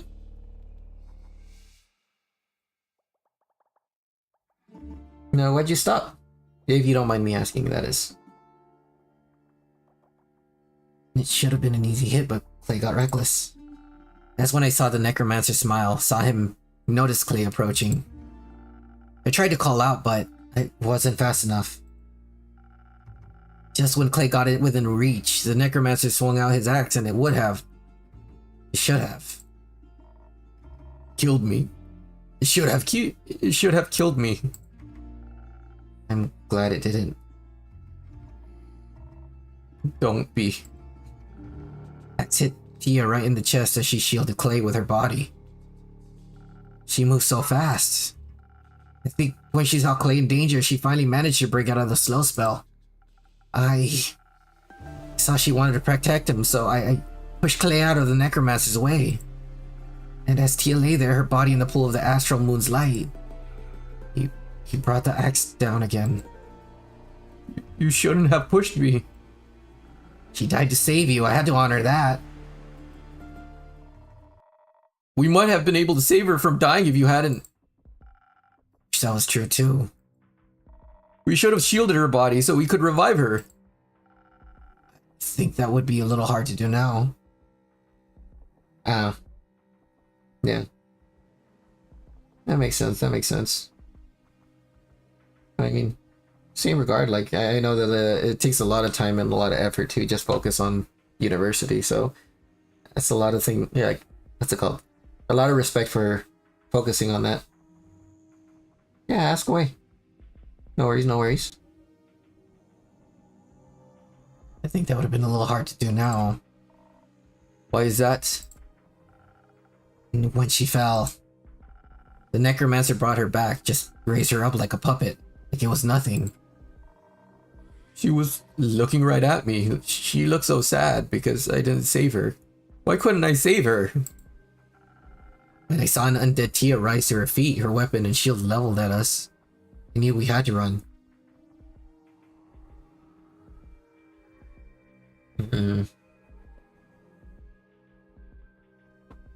Yeah, I wouldn't mind seeing those. I can't promise anything though. I know I have two other artists that have asked me to see if I could help them out, and I've been trying to, I guess, get as much commissions as I can from them. But yeah, even like when I'm working and stuff, I have to make sure that I am able to like balance what I'm spending for those commissions with my own personal like bills and stuff. But I would love to see your work. I couldn't risk losing anyone else. Oh, for sure. That moment when you don't even remember what your what's called username on Discord is anymore, even if you use it all the time. Here, give me a second.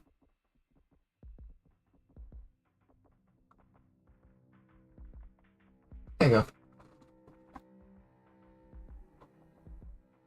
Hopefully it got marked down. Yeah, there you go. I get it. Okay. Amy picked up Voy as soon as they called for us to flee. Jade didn't want to leave until Voy started pleading with her while he was almost bleeding out. She helped me pull Clay away. I still think it was wrong. It was. It wasn't. Dave made the right choice. There would have been no point in losing you all too. Agreed. At least y'all got to live. After that, we made our way back here. We didn't know where else to go. I'm glad you all made it back. I'm sorry you had to go through all that. Why did we have to? Why didn't Cassiopeia save us? Save her. The dragons are neutral. Okay. Gotcha.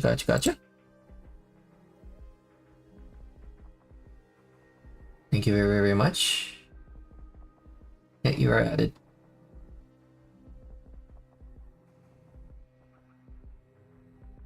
Do you have a favorite style to write? Or like to draw, I mean? The dragons are neutral. The dragons are sure are. The real shit is the madman who killed her. We have to go back. I don't think that's a good idea, bud. We have to retrieve her body. He can't have her. Now we can use her to navigate that stupid portal, and she would hate that. She would hate being turned into another monster he can use. If we can't get her back, we could at least have to bring her here to give her a proper burial. We can't do that, Clay. We don't even know where they are right now. If we had stayed, we might. But we didn't. Thanks to you. Excellent. But it is what it is, right? You say we can't go back, so we can't change anything.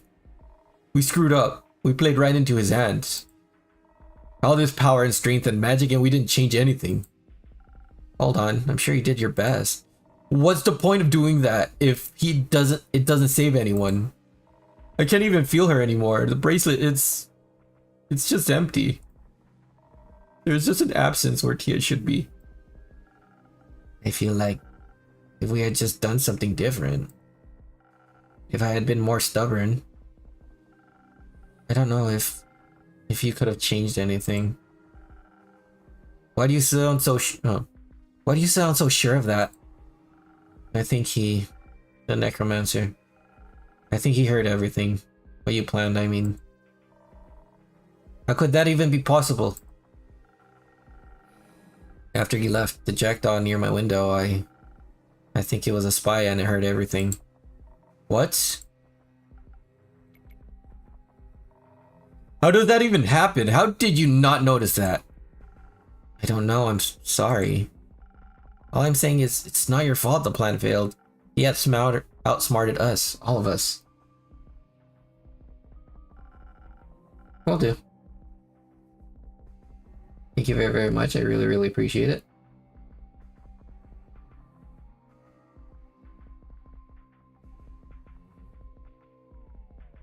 Yeah, they all look really, really nice. Do you feel like you have more fun with character art or like the backgrounds or backdrops? You have like a preference? So there's nothing we could have done? That can't be right. What's the point of all of this then? If he knows everything, we might as well give up. He has Ur's axe, he has an army of nightmare creatures and more. And she's gone. The only person who know what to do is gone. And we don't have a magic greatsword either. You've got to be kidding me. Magic flame was put out by the flood. So we've lost? It's over? Not yet. He hasn't won yet either. Even if it feels like he has. We're still here, so we can still fight. We can still stand in his way. Hope will only abandon us if we let it. You're right. Us giving up, that's not what she would have wanted. What she would have wanted was to live. I get a chance to be more than some pointless martyr. I want her back. Play. No! I don't want to hear anything else from you. You didn't even notice a spying bird in your tavern. Or maybe you did, who knows? You're dishonest with us all the time. Do you even really care about any of this?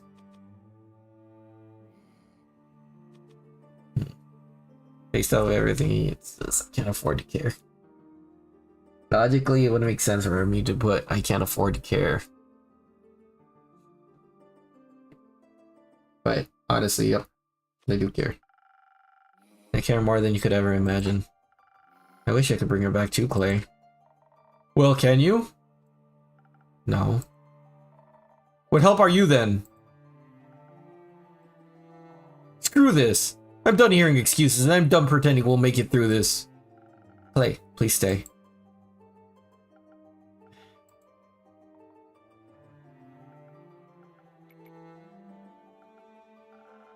Can I have one of those drinks now? Don't want to go after him? If I was him, I'd kill all of us, so no. What kind of drink do you want? I don't know. Something fast, maybe? Didn't help with the fight, but might as well help my stomach. It's worth a shot, I guess.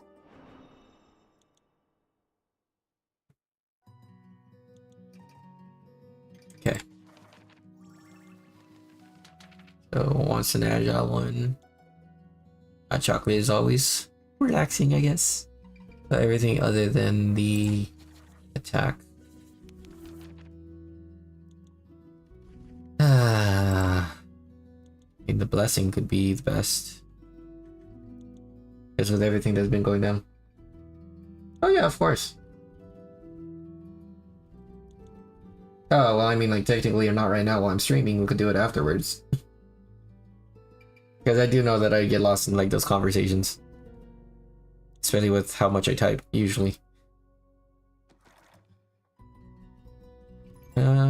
So I need 1, 1, and 2. Oh, didn't do it full enough. So 1, and 1, 2, and it was 1. A chocolate. Alright. Thank you, Ando. Appreciate you. Yeah. I'm gonna see how much longer I could stream for. It's 10:36 for me right now, so planning on streaming at least until midnight. An hour and 30 minutes. If I'm able to finish this, then I'll probably try to play at least like one chapter or one episode of Dispatch. But if not, then I'll probably just call it after this is done. Hopefully we're close to the end, but I don't know. We'll see. Fast and quick. Just how I like it.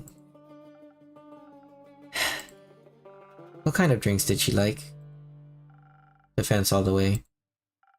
That's up. Nah. Damn it. It said. Act 4 of the week. Chapter 23. The Wheel of Fortune. 34th of the Astral Moon.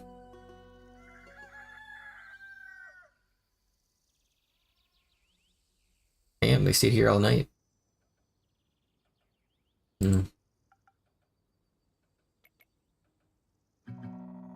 Someone should go after Clay at some point. We'll need his help. We don't have time to let ourselves fall apart right now. Easy for you to say. You weren't there. Carolyn's right. We'll have time to feel defeated once we're dead. Right now, all is not lost. Not yet. Sure, it's just a bit hard to buy this never give up bullshit right now. If you know how to salvage all of this, feel free to share with the class. I'm serious, I won't even roll my eyes at any heroic speeches right now. Yeah? I figured. So what? Do you just want to give up? I don't know, Clay was right. It's getting pretty hard to see the point. That's exactly what got us into this mess to begin with. What? Your failure? No. This asshole ambivalence. Ha. I think you guys need to take a good hard look at your reality. I don't like betting on losing horses. Of course. Did enough pro bono today? How much will it cost you to get you interested again? Oh, you can fuck right off. Alicia. What's up, Dave? Think this through. What would you even do? Where would you go? Don't patronize me for trying to save myself. Dave's right. There won't be anywhere to go soon. I don't want to hear it, innkeeper. What do you even know? All you do is sit there and watch everything fall apart around you. Don't you dare lecture me on this. I don't think that's very fair of you to say. You really want to talk about fair? Must be easy, huh? All up on your high horse watching us struggle every day? And all you can spare is some half-assed commentary and a few pleasantries? I'm sorry. I didn't realize you mercenaries cared so much. Well, I got there in the end, did you? Should have figured. Explains why the bird spying on us all this time was also just a footnote for you. Hey. You always go on and on about your responsibilities as an innkeeper. How it's your duty to serve anyone that walks through those doors? If that necromancer asshole walked in here, would you offer him an ear and listen to his story? Would you save Alethea's murderer a drink with the same smile like you do for us? Hey, maybe he'd bring her corpse along. Good thing you already know what drink to serve her. That's cruel. Why are you defending him? You should be just as pissed as me. That elf is gone because he couldn't get over his own ego, right? For all we know, Fable could be dead in a ditch somewhere we don't know. My drinks aren't miracle tinctures. They can't move mountains. But they could provide the edge between life and death, couldn't they? And you decide to refuse them that help because you were petty. Not like it matters now. Don't talk like Fable's already dead. Maybe you should have thought harder before letting Fable walk away like that. What happened to believing in them? If there's even a chance they might come back, I'll keep these tavern doors open. Good to know you seem to have somewhat of a heart. Whatever. Whatever? I don't know what else you wanted me to say. Just try to say something that doesn't make it sound like you've already given up. Like you didn't give up the moment things turned rough in the chasm. It was different. People were dying. A lot of people will die soon because we ran. So unless you have some big idea for how to fix this world... Oh, I know. You can just set up another hit, Dave. That way, someone else can take care of your problems again. It just won't be me this time. Innkeeper, Carolyn, it's been real, or not.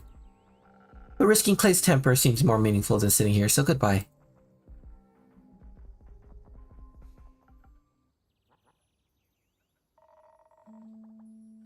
She does have a point, doesn't she?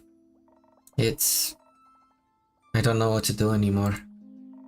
On our way back from the Highlands, I was thinking I could just go see my family.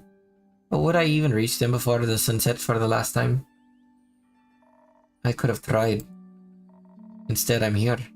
Not sure why. There must be something left to do. Maybe. If we have the element of surprise with your sword, we might... No. This sword can't even save this world. Neither can I.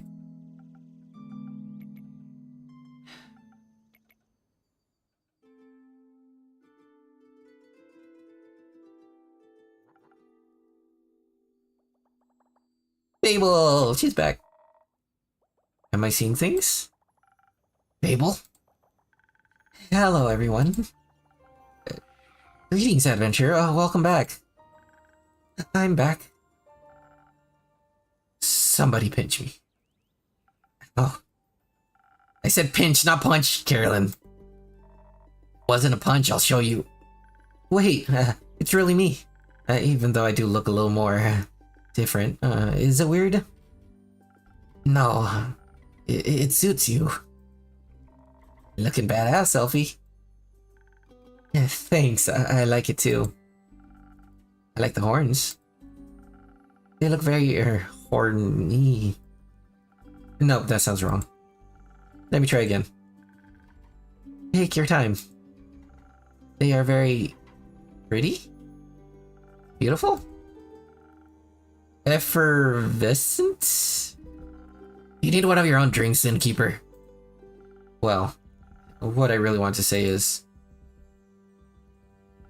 I'm so glad you're okay, Fable. And I'm happy you're back. I'm really happy to see you as well, innkeeper. And there's so much for all of us to talk about. Wait, for that First and foremost, I want to say that I'm truly sorry. I should never have refused to make you a drink. No matter what insecurities I was dealing with, I should have never let them get in the way of keeping you safe. I made it back, didn't I? I thank the dragons for that. But I still ended up acting like a giant hypocrite. None of my encouragement was ever given in falsehood, yet learning to trust in the abilities I knew you had. It's hard to trust in you, while the worry for your well-being was eating me whole. The worry of losing a friend. No, you mean regular? No, you're my friend.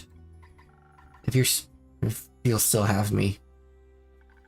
You know, I thought a lot about our last conversation. I was upset at first, but most of all, I was afraid. Afraid that we'd never talk again. I didn't even know if I ever wanted to come back to this tavern. Maybe the me from a few weeks ago would have just stayed away, but you're important to me too, Innkeep. And I wanted to be brave for the both of us. So I came back to hear you out. And I'm happy I did. Glad you're both finally able to resolve this. The conversation must have really eaten into your word count for the day, Innkeeper. Worth it. But yeah, you'll have to carry me from here on out, Dave. I'll try my best. Oh, right. Guys, we don't have time to chat. There's this necromancer that stole her axe. I don't know who he is or what he wants to do with it. But we have to stop him. Yeah, he did miss a lot, huh? Oh, why are you guys looking at me like that? It might be good to get everyone up to speed. You go first, Fable. You got us to the edge of our seats. Well, as you know, I was searching for Melly around the portal to the Twilight Chasm. I couldn't find any clues knowing the devastation left behind after the flood. And then a thought struck me. What if Melly was pulled into the portal by the waves? That would have been a nightmare, like literally, but... And even if I could swear I saw the shadows around the portal moving, or the fact that it's the entrance to the plane called the Nightmare Realm, I couldn't just abandon my friends, so I went through the portal. How did that go for you? To be honest, I barely remember what happened when I first went through. The distorted landscape, the giant, gangly creatures roaming around. My heart was beating out of my chest. All my blood was in my ears again. Eventually, I found an alcove that gave me some shelter, but I just couldn't stop freaking out. In my blind panic, I had run so far from where I entered that the chance of finding any traces of Melly was almost zero. So what did you do next? I must have fallen asleep. What? Excuse me? Well, all that running and worrying got me so exhausted I must have just passed out. It was weird, falling asleep in such a strange place. I couldn't remember any dreams afterwards, just this sense of disquiet and unease. But when I woke up, the Twilight Chasm looked different to me. It didn't scare me so much anymore, moreover, I felt almost melancholic, yes, I regarded its deep purple horizons. And suddenly, close to my alcove, where spiky mountains split the sky, I saw entrances to tunnels that hadn't been there before. My curiosity got the better of me, and I ventured inside. The deeper I went, the more I started seeing veins of my precious stones lining the wall. And soon the tunnel widened into a huge cave. And I mean, it was huge. Gigantic! I wasn't even able to see the ceiling anymore. Turns out, somehow I had fumbled from the Twilight Chasm into the center of Ur. The plane, not the dragon, but in front of me was the sleeping form of the Elder Dragon themselves, looking more awake than they should have been. I can only guess that the water covering the floor must have roused him. That the flood had even managed to reach Ur's cavern.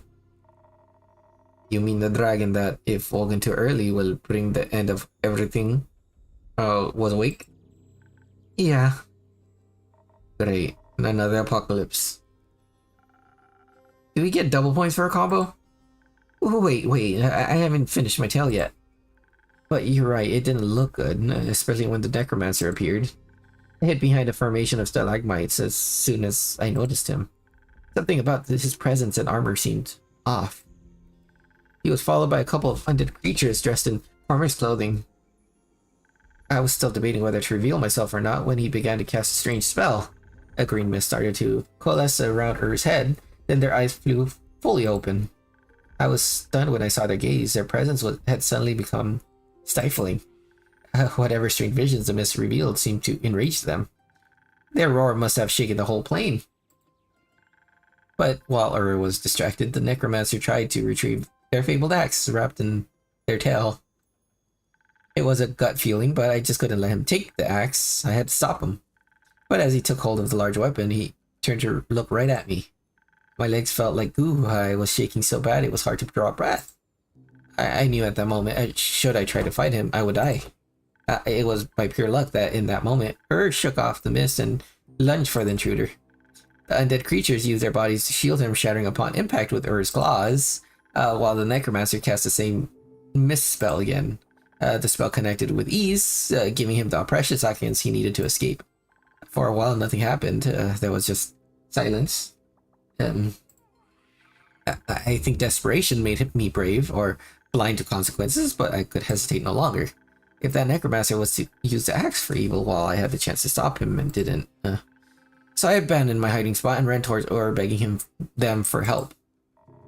You just asked the Elder Dragon for help? Yes, it seemed like my only option at that time. How did they answer? With a riddle. It went something like this.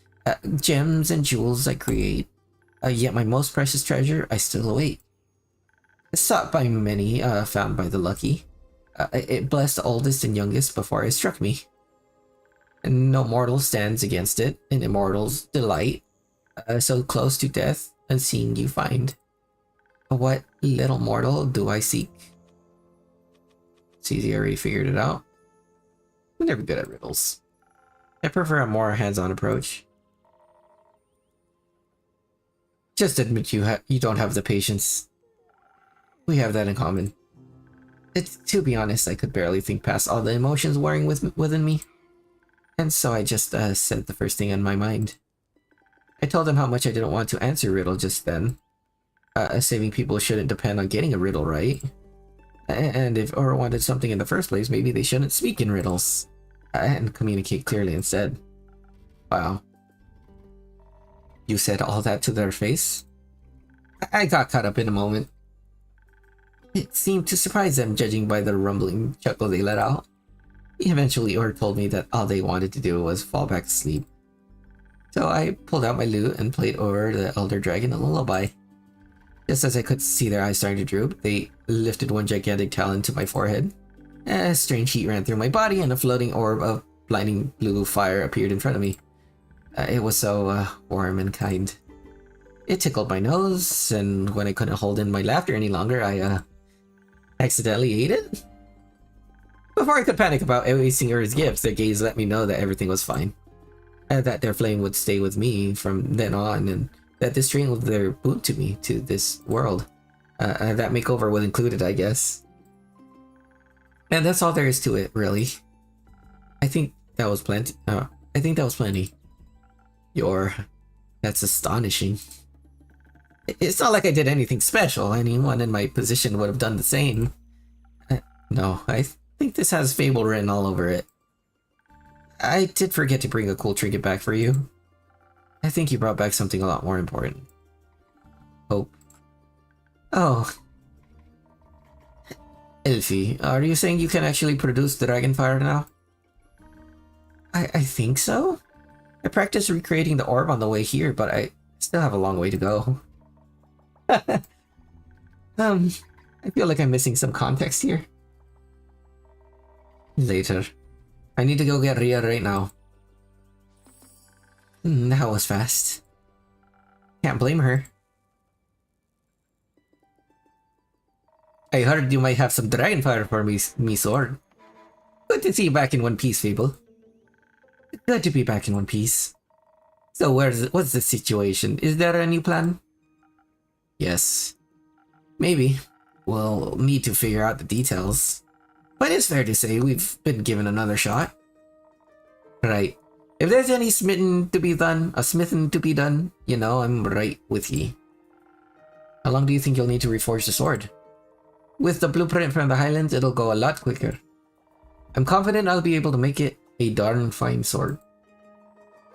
It'll be ready before sunrise. Got no time to waste. Right. I'd still really like to know what we can't waste time on. Let's discuss this. Discuss it with the others. Melly is a lot better at explaining this kind of stuff.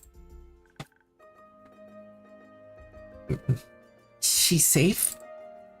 Yes, she's safe. Innkeep, I trust you'll have some quests locked and loaded for us at top of the morning. Of course. I guess we'll see you tomorrow, Innkeeper.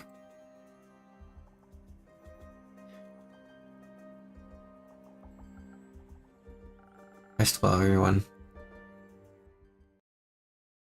The final quest.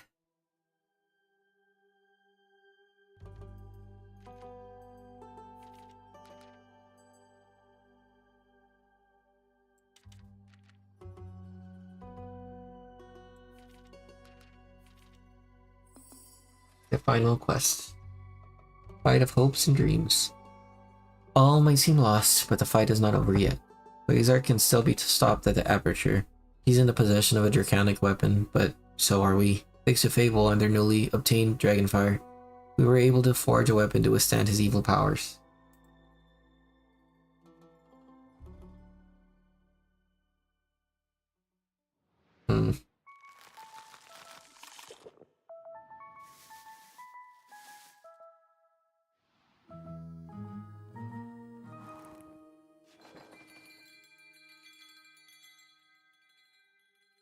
Why did all of those gonna go away? What the heck?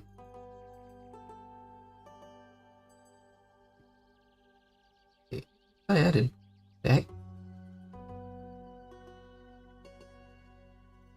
Okay.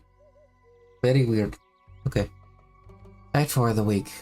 Chapter 24. House of Hope.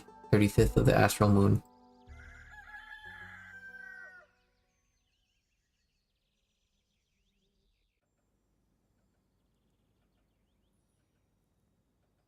Yes, these three. Good morning. Good morning. You don't know how refreshing it is to see you three all together again. Likewise. Did you rest well? Not much, but well. We wanted to spend a whole night planning while Rhea worked on the sword, but Una forced us to sleep. She's always valued nap time. Innkeeper, I've observed you put up quests for us. I did. And you even thought about defending the routes. Very smart, Innkeeper, very smart. I assume that means you all did too? Of course we did. We made plans and backup plans and teams and everything. What kind of teams did you join? Fable's going to fight that big bad necromancer guy with their cool new dragon powers. And we'll be making sure the zombies don't eat people. Together with Baya and Archie. We'll evacuate the capital and Zenith too. There shouldn't be any people around when his undead army arrives. Other than our extermination team, obviously. That seems reasonable. With Baya's help, it should go quickly too. Right? First we wanted to ask her to teleport Team Coolsword to the aperture, but Baya says that she can't talk to the trees in the Forbidden Valley. They're too weird. Too weird for Baya? Must be some strange trees. Yeah, I really wanted to see them, but it's too dangerous, so I'll just wait until I'm older. Archie's going to help us convince the people in charge about the approaching danger. I'll help with providing good arguments and keeping things organized. And Dave will lead our group and scout out escape routes. And after that, you're staying behind for the battle, Dave? No, I'm staying with Melly. I'll bring everyone to safety and protect them there. Not out for revenge? I trust my friends will deliver it for me. I do want the Necromancer to be defeated, but I don't want to leave Melly alone again. Even more. So you want to stay out of it? I want to live. Oh. Plus, Melly will need an assistant. I couldn't ask for a better one. Agreed. Now, I know you didn't put up a quest for the evacuations, but could you get me a drink for the road? Something tasty to motivate me? We'll have to convince a lot of people we haven't gone mad. Sure. What joke are you trading this time? None. I've got something else for you. And what would that be? My real name.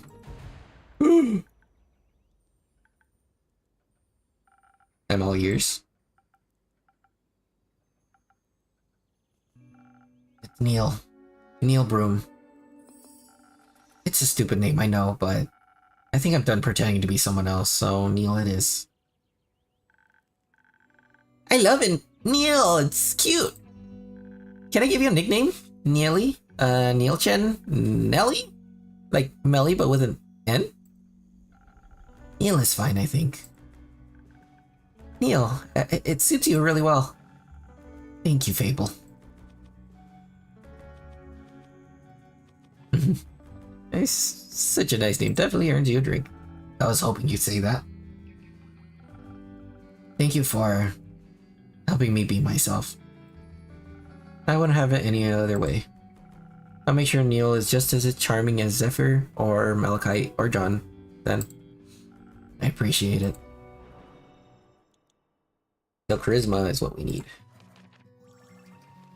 I want to see if I could actually inspire them. Let's see. So either 1,000 wins will give you a defense, but I think there was another one that worked better. I think Sunny Breeze. Intelligence, maybe. There's that one too, but I think Sunny Breeze might help the best. I need a top 3, which is Charisma, Agility, and Intelligence. Which is good because I could give you Honey Flower now, which is very inspirational. That means I need 2, 1, no, 2 and 2. So, UN, 2, and 1. I said 1. Wait, am I missing something? I put defense. Oh my god, I put defense. That was smart of me. Cool. Yep. Very smart of me. Alright. I had to do 1. 2. And 1. And I did the wrong one again. Oh my god. Alright. I am so out of it. Okay. 1, 2, and 1. Thank you. Oh my god. Where has my brain gone? Alright. What you gotta do? I'm so focused on these two. I don't know why. Alright. Some additional charm. Not that you need it. This is delicious. Thank you. I hope this will make me more bearable to the townsfolk. I find you plenty bearable. Thanks. Innkeeper. Yes, Fable? I've been meaning to tell you, thank you for everything you've done for me. Without you pushing me to go on that werewolf quest, I couldn't have gained the confidence to face her. You're one of the best friends I've ever had. Fable, I have a confession to make. Let me guess. You don't actually know how to make hot chocolate? Actually, I recently learned how. Would you like one? You're trying to distract us. Yes, he is, but I'd still like one. I'll accept it when you're done telling us your secrets. I'll trade your confession for the chance to make me a hot chocolate. I see I've taught you well. Alright. This is scarier than I thought it'd be. I know, but you can do it.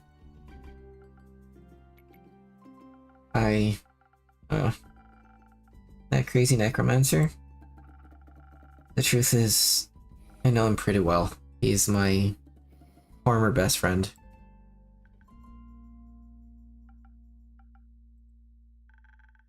That makes sense. It does. Well, I always knew he was hiding something. And when I saw the flowers on the necromancer's armor, it reminded me of the letter you refused to open. Yeah, that letter was something. So, you two were friends. We were in an adventuring party together. It was us and 4 others. Tequila, Aegis, Kane, and Kia. Oh, it's been ages since I've said their names out loud. We spent quite a few years together. What happened?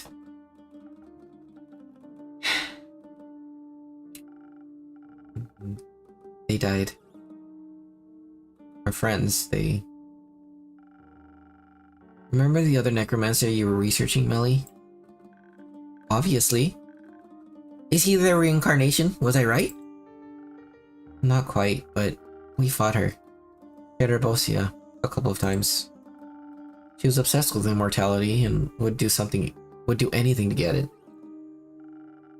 To us, it was like a game. She'd do something horrible and we'd stop her goons, she'd get away. We got so used to it that we became careless and arrogant. We didn't quite realize how dangerous she really was. Thinking ourselves invincible, we went into our last fight unprepared. And my friends paid for it with their lives. Able to be honest, I thought that was what would happen to you when you went into the Twilight Chasm. I thought he'd be the end of you. I see. I understand why you were scared. I just wish you would have told me. Me too. When we fought her, they all went down so quickly. Akila got mind controlled and struck down Kane. Kia went down trying to heal Aegis. We tried so hard to keep fighting despite it all, to not give up, and then suddenly they were all gone. And it was only me and Quasar. Quasar? Is that his name? Yeah. Quasar Dustbringer. Is that his real name? Yeah. Jealous? A little. He grew up in the Order of Starlight. It was a different subsection from Tia's, but I guess Cassiopeia's servants have a flair for dramatic names. We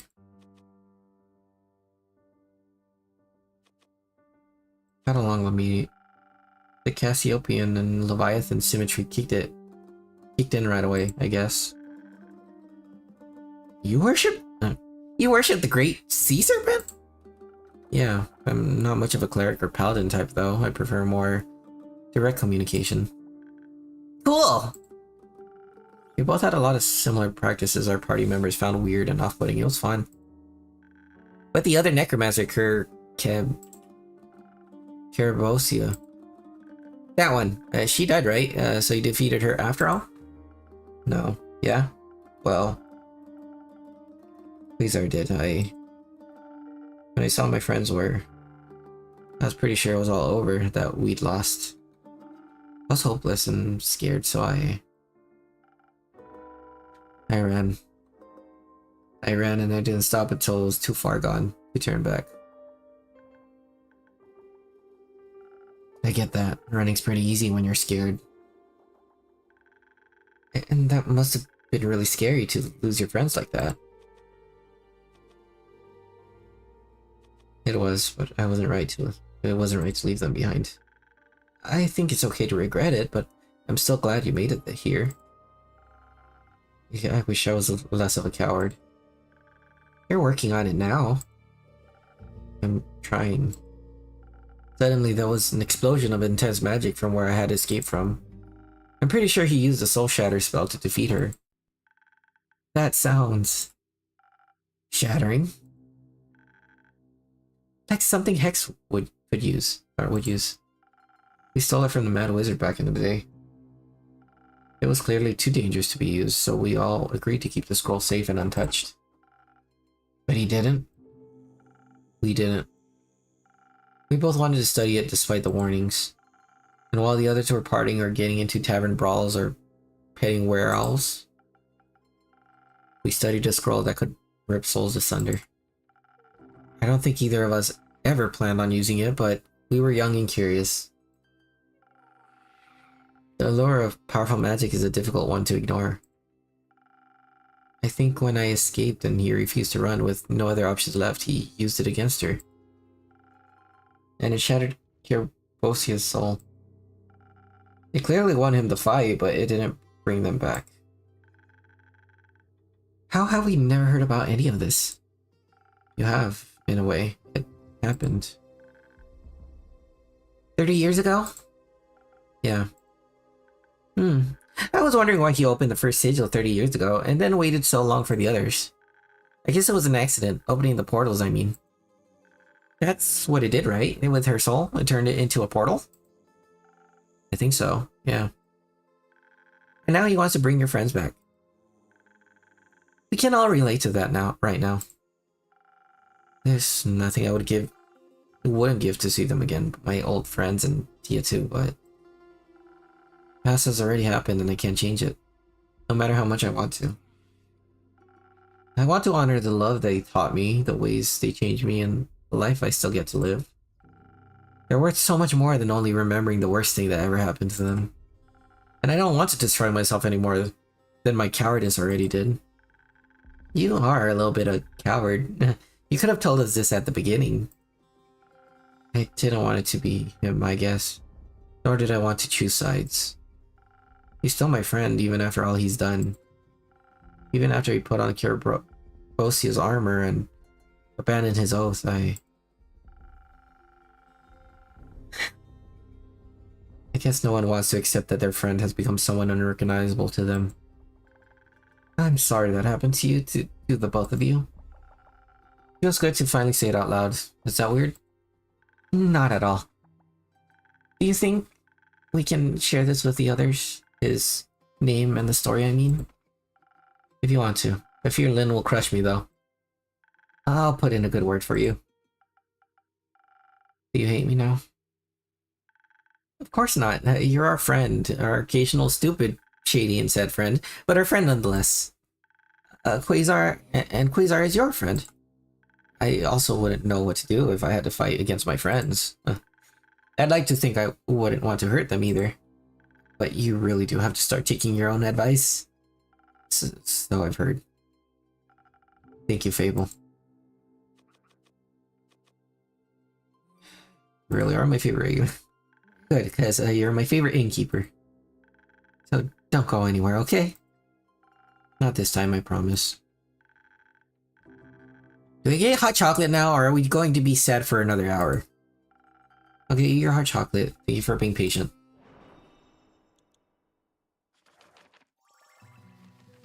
Of course. So everything other than attack. Which means... everything other than attack. I could bless you with a lotus flower. I could inspire you with this. The honey. I could also give him this one because it could give me an extra. So it's 1, 2. Yeah. Give him haste. I think inspiration might be better suited. Oh, I'll go honey. Please go the honey route. I need 2, 1, 1. Okay. 1. This time I will remember. I will. 1.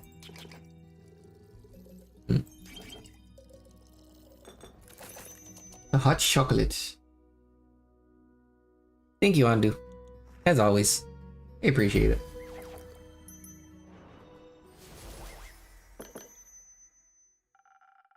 Hopefully I could still see like the chat and stuff and that didn't stop completely.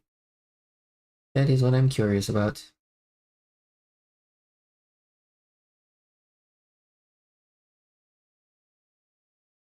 Weird.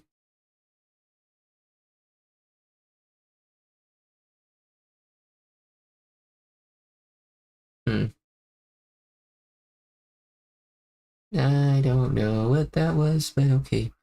Here, a hot chocolate, Quincy style. This is perfect. Thank you so much. So much. No zombie shall stand a chance against my chocolatey veins. I have to go run through the garden now. See you in a bit. Good luck, Fable. I'll go with her. Well, we'll check in with you guys after we've won. I'd like that. Ooh. So we're back. How about some cheesecake and dancing? That sounds lovely. Yeah. We can make some flour biscuits too. I'm very excited to try those. Be safe out there. You too, Neil. It sounds better when you say it. Can't wait to hear it again. Ooh, Fable. Thank you for sharing all of that with us, Innkeep. I guess it was finally my turn, to be honest. Do you think we'll win this?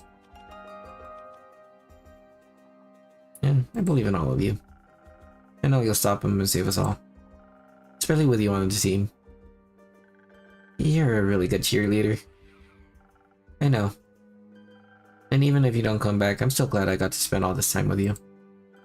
I wouldn't trade it for the world. Me neither, Innkeeper. But don't say goodbye just yet. I'm still coming back to pick up that quest. I need to check in with the others first, though. I figured. Thank you for everything, Fable. I couldn't have wished for a better person to share my adventures with. I'll be back in a bit. I'll try my best. Oh wait, I missed the last part. Yeah, be patient. There you go. I'll try my best. Nah.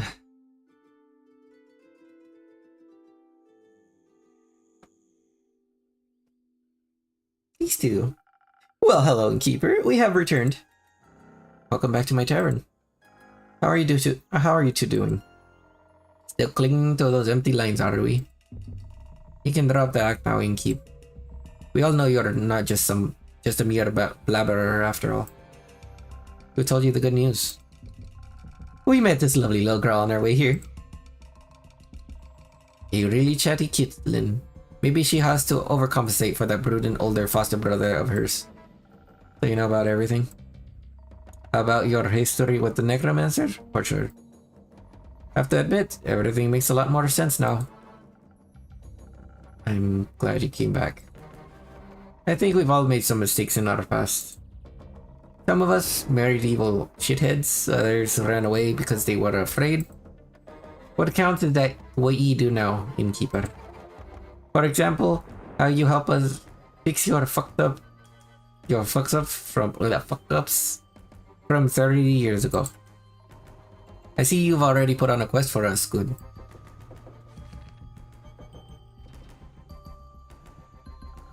You're not going to fight alongside Lin? Oh, fight? Whom are we fighting? The Undead Army. You know, the one that's marching towards the capital? But who am I to blame them? Sounds like a wonderful stroll through nature. They're not strolling. They're eating away at the roots protecting the capital. That's not very nice. You got that right. And that's why we're gonna stop them. Very well, dear Rhea. You and your cape will be welcome additions to the team. There'll also be a few more adventurers accompanying us.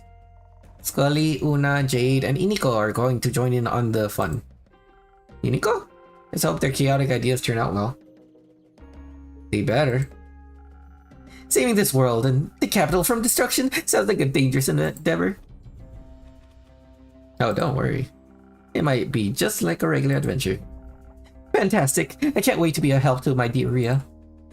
I couldn't bear losing yet another person so close to me in my lifetime. I know that feeling all too well. Will you both stop worrying before anything bad has ever happened yet? That reminds me, did the sword turn out well? Excuse me bragging, but it turned out spectacularly.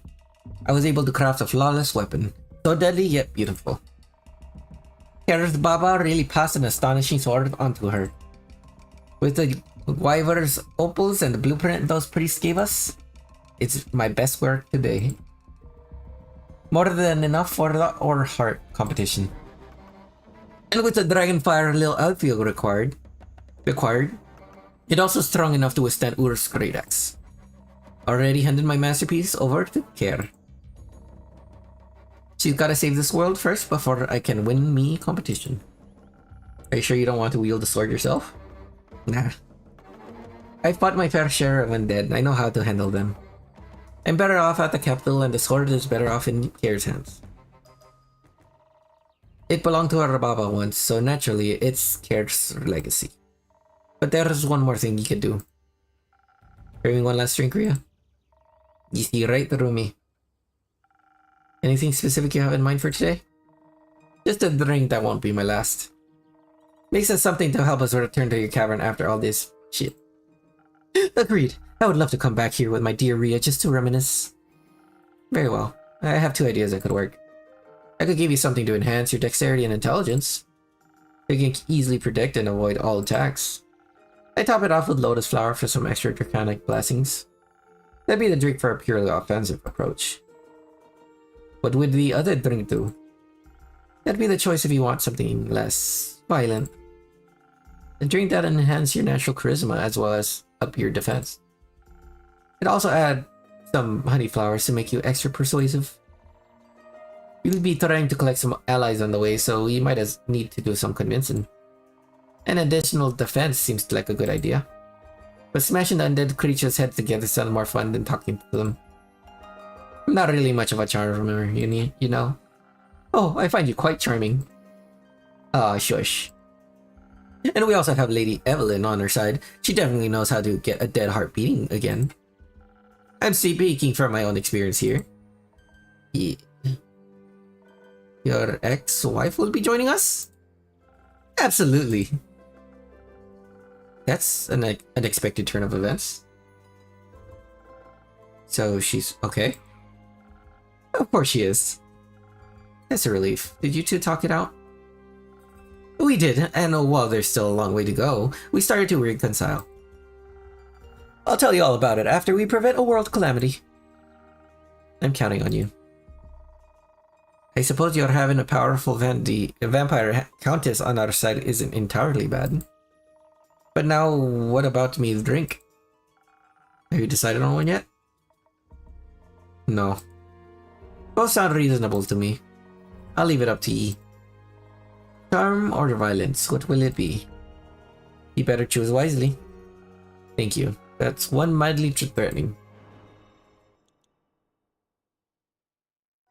I mean, she said she prefers attack over inspiring. But even if she has defense and stuff like that, if she don't have people to back her up when things get overwhelming, then I don't know if that would be great. But if it was too much overwhelming nature, got powerful people on their side, so I want to say I'm leaning more towards charm. Can't help it. That's the run that I've had so far. All charm. All charm.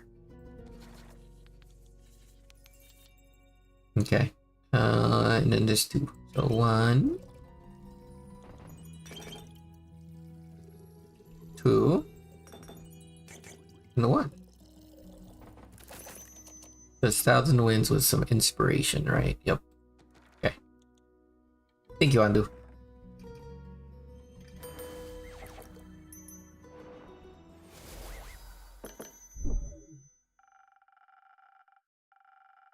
You're right. You'll need all the help you can get. Some charm seems like the right approach. I just hope you're not completely delusional. Me too.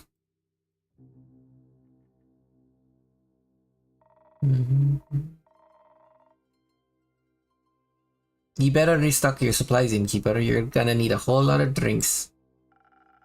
I'll take your word for it. May you return successful. Be careful, you're starting to sound like some random NPC again. Let's go, Kyle. And pick up your ex-wife. See you later.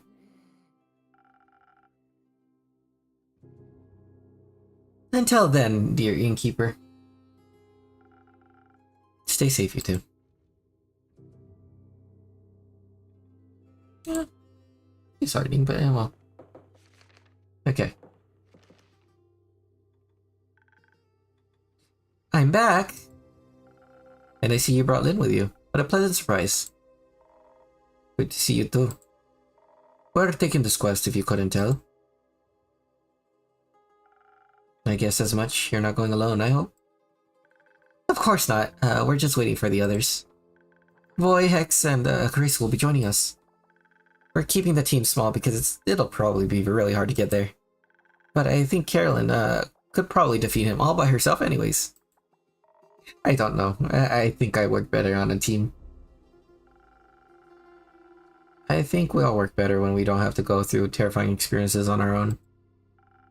All part of the humanoid experience, I suppose. No philosophizing before a big quest, please. But I love my philosophizing. We know. Are you scared and excited? Scared and excited? Yeah, both. But it's not the worst combo. We're excited for the epic fight and scared because we care about this world and each other. That seemed like a good thing. I guess if I didn't care, I wouldn't feel so worried about all of you either. Good to be worried then, in a way. But I could do without this feeling of ants running around in my stomach. Me too. But I'm glad you care. Would you say I care, Lynn?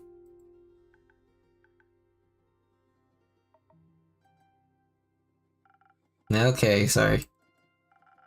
Any sort of yours, Lynn, does it have an appropriately epic name? I asked Ria that too. She told me to name it. And? Lynn panicked. Said it's just a great sword, so now its name is just a great sword. Very creative. Luckily, the most commonly translated name for Ur's great axe is just a great axe. So careless fits right in the naming convention. I knew that, of course. Of course. You've just got a great axe, unexplored dragon powers, quests. All that's missing is a drink. A drink. It would be foolish of me to let you walk out of here without any help again. A little. I mean, you are a little bit of a fool either way. Don't think I'll ever just forget about whatever you and that Quasar guy got going on. Well, for sure, I'll be talking about that once we've stopped him. That's fair. Are you mad at me? No. I guess we all have people who are scared to talk about. But you were right. The past always comes back to haunt us. Whether werewolf or necromancer. I can handle the past as long as you guys promise to haunt me for a long while too. We'll give it our best. So, Fable, what drink should we get you? Well, I think I should play to my strengths, but I'm not sure which one I should focus on. On one hand, dexterity will make me swifter with a bow, and it always helps to be fast and evasive. On the other hand, Voy has been teaching me how to combine magic and music for support, to support people. And I think a powerful pep talk or healing word can go a long way, so charisma would work too. Innkeeper, I'll leave the choice up to you. I don't think there's a right or wrong answer here. I like both of those sides myself. Just make me your favorite charisma drink or your favorite dexterity drink. Favorite drink for a favorite customer, coming right up. And I'm still going down the charisma path.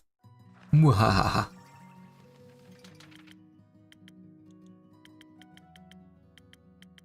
So, 1,000 wins. I'll go Sunny Breeze. I think I've always liked Sunny Breeze the most. But I do kind of feel like I should give her some defense. Invisibility? She's gonna be in the back row. Invisibility would be nice for her to have. Then again, if I give her extra armor, that would also be nice. Because then whatever happens to her, she'll at least have some... I cannot use a bottom. Invisibility works again, but that one... Bless her would be good. Fiery, but again, that's more defense and action. So I think invisibility might work best. She likes haste too. Yep.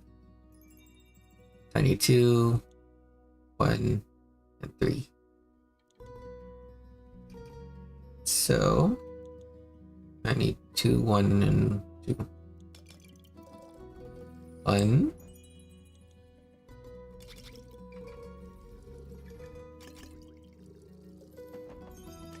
And then tip it off with intelligence. Sunny Breeze. Thank you, Andu.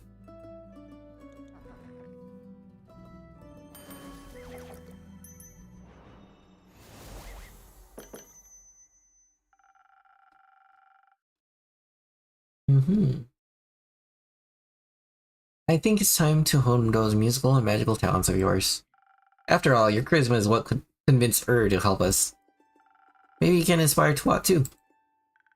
Maybe. Will you put in a good word with Leviathan for me too? I already have. Thank you. Once I get back, I'll get to work on that jingle immediately. I can't wait. So, does your ex-paladin have any weaknesses? He's ticklish. His arrogance, his devotion. It's ticklish. Seriously? That's how I usually want to fight fights. You know what? I'm good with knowing nothing more about this. Let's move on. Either way, best of luck. Thank you. Hope you don't mind me kicking your friend's ass. Don't do this. Tell him I sent you. I'll deliver your cutting words for myself. Do you mind if we wait here for the others? Not at all. Grab yourself a table and some, I still don't have any snacks, actually. Don't worry, I brought biscuits. Well then, have some biscuits. I'll set up a table. Why don't you sell cookies? I was never really very good at baking. Maybe you should.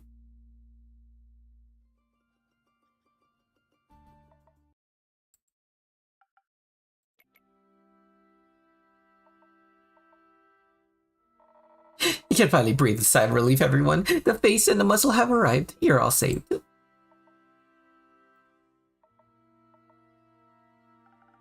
Oh, Ray? Okay, I was trying to make this less awkward, and I see I've made it worse. It's okay, Voy. Some situations call for a little bit of awkwardness. I am... Here, innkeeper. I'm sorry, I get it. I'd be mad too. I'm just glad you came back. Thank you for welcoming me back. Anytime. Yeah, Clay, listen, I'm sorry too. You needed us and we... There's nothing you could have done. I needed some time alone to be miserable. Thank you for still being here for me when I came back. Anytime, bud. How are you feeling? Not the best. I miss her a lot. Me too. She's... I know, and I feel pretty powerless without her here. But Dave was right. She would have hated it if we gave up now. I don't want to abandon the world she loves so much. We have to try and save it. It's Neil now, I think. But yeah, I think we owe it to her to try. And she deserves a proper ending too, not to fade into some sort of puppet of his. You're always looking out for her. I know she really appreciated that. And you're always looking out for us. I'm sorry I got so angry about that bird. We're all trying our best. No, you were right. I should do better. Let's try to do better together then. I'd like that. Good job, you three. That wasn't so hard now, was it? It was very hard. But it was worth it.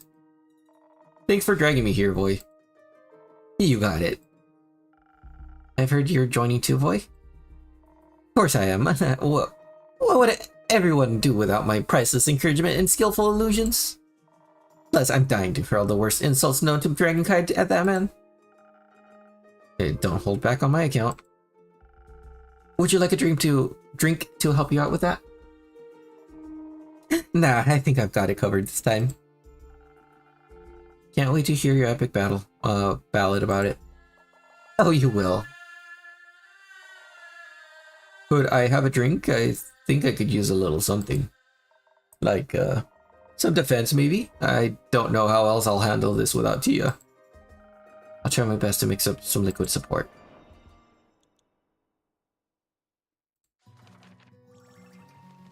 Okay.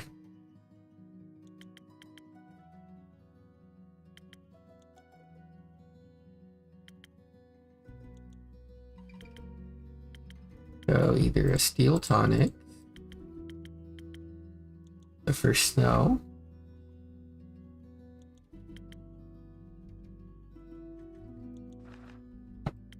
or the Frosted Lagoon. I don't want to give him the Frosted Lagoon, that seems too little. So I would either go for Steel Tonic or for Snow.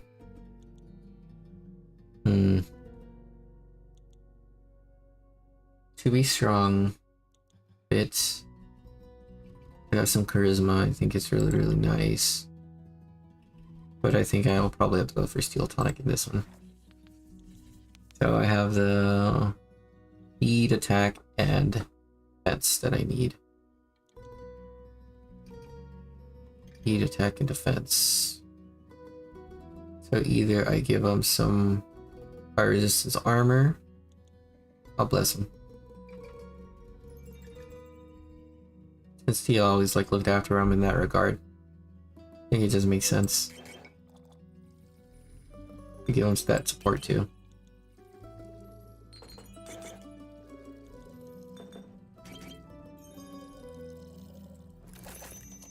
The Steel Tonic. Let's go. Thank you, Andu. As always, appreciate it.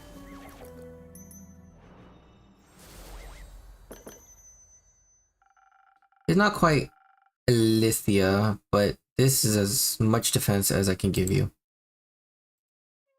Thank you. This reminds me of her in the best way possible. I really needed that.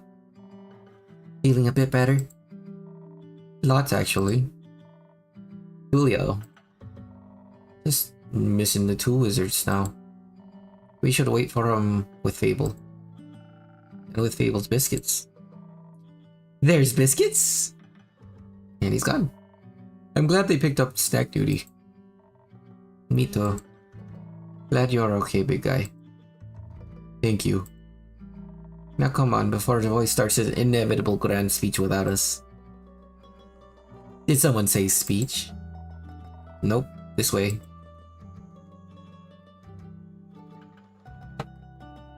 Now it's the siblings' turn. I'll miss this. Maybe I should start offering food. No, Ando would go crazy. The stars of the show have finally arrived. Bavoy's already here. I don't think we can compete with that. Aw, come on. Don't kill my vibe.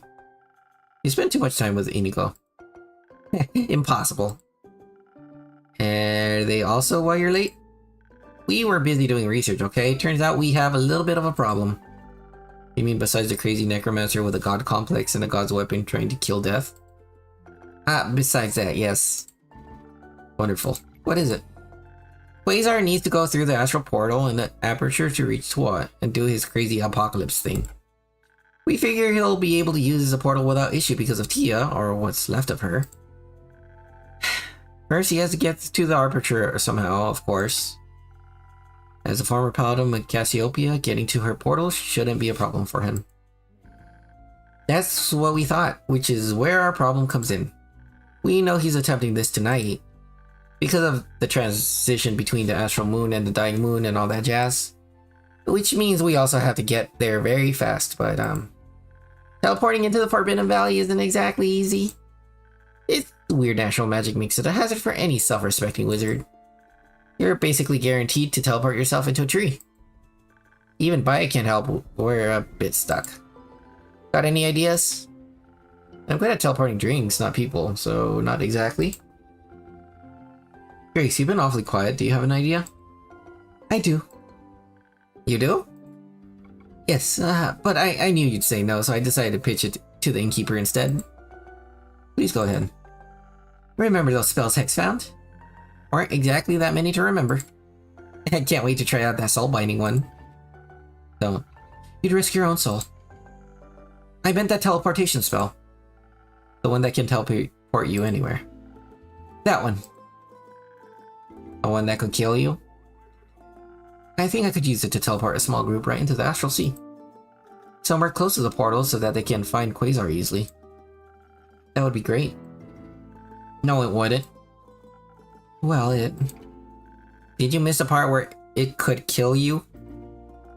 With my modifications, it was a whole 30% chance of succeeding without stripping me of all my mana.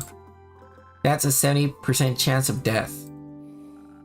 We don't have a lot of options. This isn't an option. We'll find something else, another way. And with what time exactly, Hexagon? Fine, sure. I'll cast it then. Don't be silly. You're awful at teleportation. Plus, it's more stable if the caster stays behind. And you're a much better fighter than I am. They'll need you at the aperture. And I need you alive. You won't be alive if we don't stop him. I know what I'm doing. Just trust me. Absolutely not. I won't let you sacrifice yourself for some useless heroics. Either I cast it or we don't do this at all. This is Grace's choice. Let her make it. She makes stupid choices sometimes. She's too good for this world and it'll kill her. So you'd rather shape her into something she's not. Don't you love her the way that she is? More than anything, her heart is what makes her so special. Then let her keep it. If we want to save this world, this is the only way. What's the point of this world if it doesn't have you in it? Hex, that world without me that you fear so much, it will exist one day, no matter what we do today. But it doesn't exist right now, and yet you keep acting like it does. I'm just worried. You're so worried that the possibility of me being gone, you treat me like I'm already a ghost. Time we have, it's so short. I know I'm scared too. I don't want to die either. But I can't miss out on living, pretending I'm already dead. You'll have plenty of time to mourn me when I'm gone. Right now I need you to love me. I'm so scared, Grace. I don't know what I'll do without you.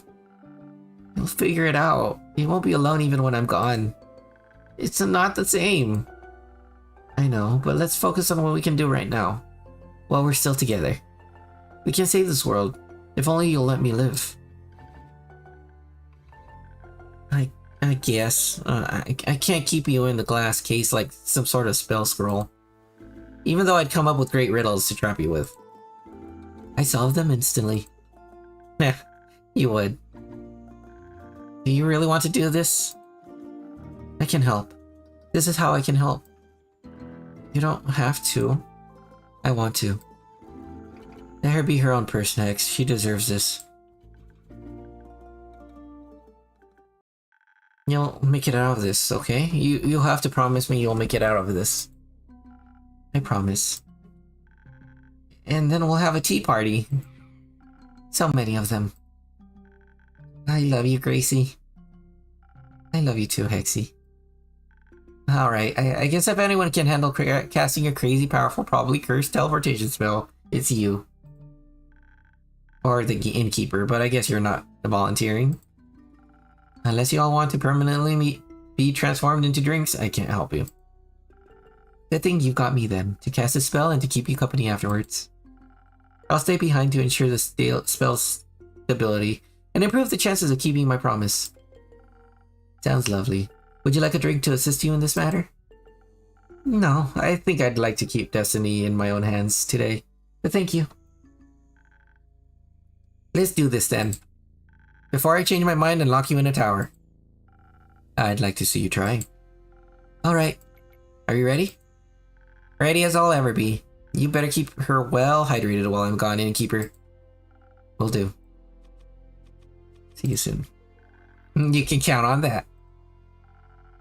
It looks like everyone else is ready to get going as well. So shush and let me concentrate.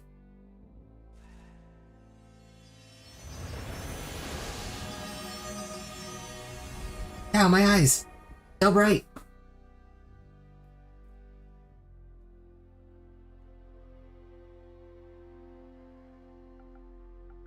And her face is red. Did it work? I think so. They all disappeared. That was... Oh, dragons, that was so close. It felt like all my insides were being pulled out through my nose. But you made it. But we made it. Can't believe I've got the greatest witch of our generation hanging out in my tavern. It's what the best innkeeper of our generation deserves. Speaking of which, can I get a drink? Something that'll make my brain feel like it's melting a little less. Of course, Grace. You can have as many drinks as you want. Do you think making endless drinks might distract us from worrying so much? It might. I'll consider it then, but let's start with one. That's... Intelligence-based... Intelligence-based... Intelligence... Fighting against that, and there's no intelligence with... Defense... Nope. Intelligence with some fight is what I'm gonna go for, which is Peak Sunrise. Wah! Alright. And with that, I want her to haste. Inspiration to be blessed. Be blessed, maybe? No. I can't give her any of the shields and stuff, that won't work. Invisibility is not necessary. Shield isn't necessary. I don't think invisibility was necessary though. Maybe haste?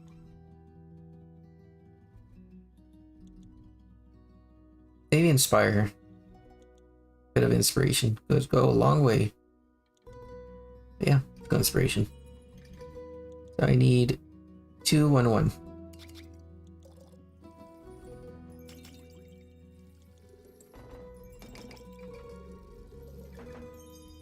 Alright. Peak sunrise. And as always, thank you very, very much, Andu. I appreciate it.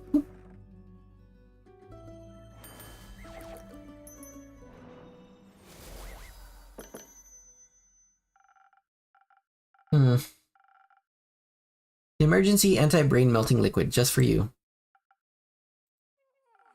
Thank you. I think my synapses are putting themselves back together. And now... we wait. We wait. Thank you for keeping me company. Anytime.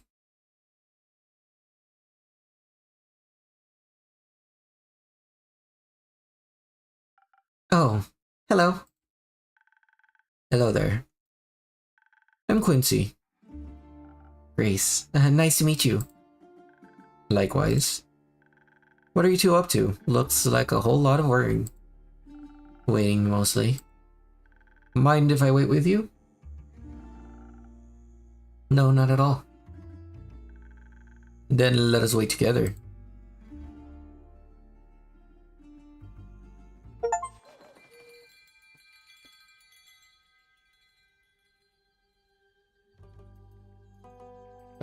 Act 4 of the week. Chapter 25. Final Lullaby. First of the Dying Moon. Eesh. Might barely be able to finish this. Good morning, Grace. You're up early. Couldn't sleep? Not really. I kept waking up every hour or so. Eventually, I just gave up, and I heard you moving around down here, so... I'd gladly accept your company while I clean. Thank you.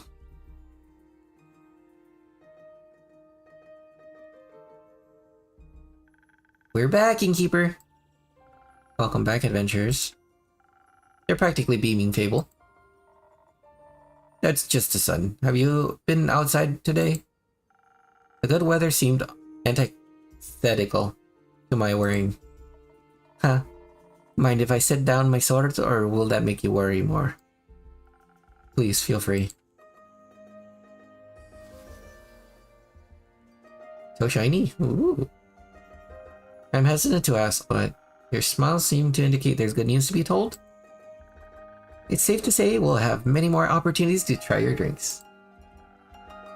And everyone makes it back safe and everyone made it back safe and sound?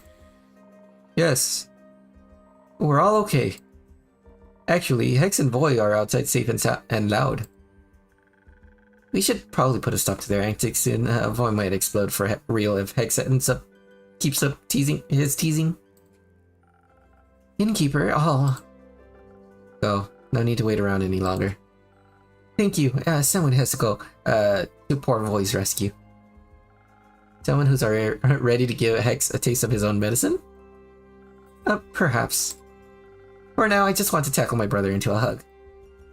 I'm so glad to see you all safe, everyone. Let's catch up later. I believe victory drinks are in order. Perhaps later, when I've calmed down a little bit more. I'll wait until the feast. Feast?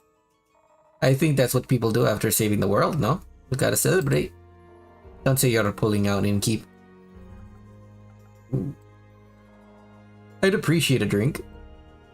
Anything in particular you're craving? Something soft, please, like a shield that protects you from harm, or a hug that makes you feel safe. Got it. So, defense. Defense to recharge. For snow, or... No. Frosted Lagoon is just a weaker... for snow. And I guess if we talk about Lord, the attack being something else, like to strengthen you up, this would make the most sense.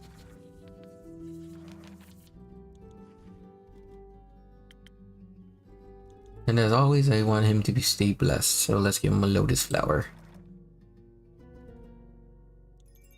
And now it's just gonna be 3 and 3? Oh wait. 2 and 3. Okay. 1, 2, I mean 3, 4, and 5. Heal tonic. Thank you very much, little Andu. As always. I think the pink mixes well with the red and blue. A mighty drink for a mighty good friend. And made by a mighty good innkeeper. This is just what I needed, thanks. Alright, I believe it's time for my story. It'll be the best you've heard from me yet. Our tale begins not so far from here in the capital with the other group. They're safe, the roots and the people. Local government didn't believe them about the danger, so it was a close call. But it sounded like they got everyone out in time. Then all that was left was kicking some undead ass. Hal said they had a lot of help too, like he and Countess Evelyn decimated a whole section of the undead army all by themselves. The Wyvern Chimera defended the city gates together with the Hydra and the Wyver.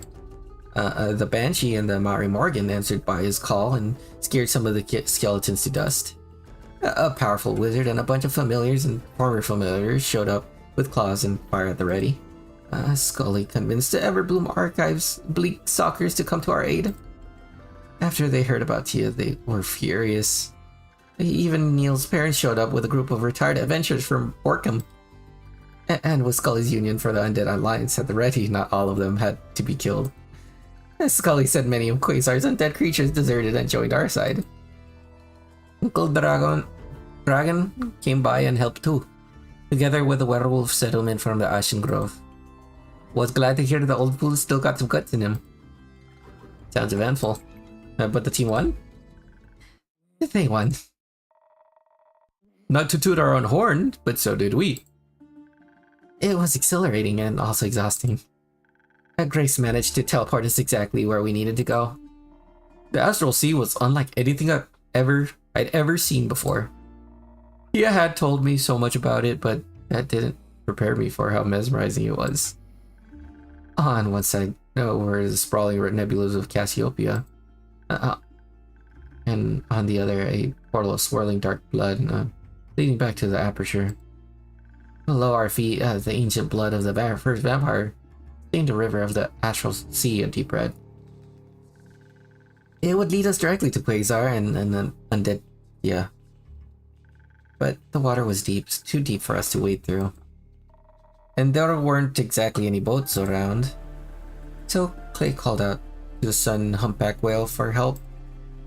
It showed up in a shower of stardust and allowed us to ride on its back. Once we got closer, we didn't have to wait very long, or being bombarded by spells. I made sure to answer with my own volley of arrows blazing with dragon's fire. Still, the fight was tough.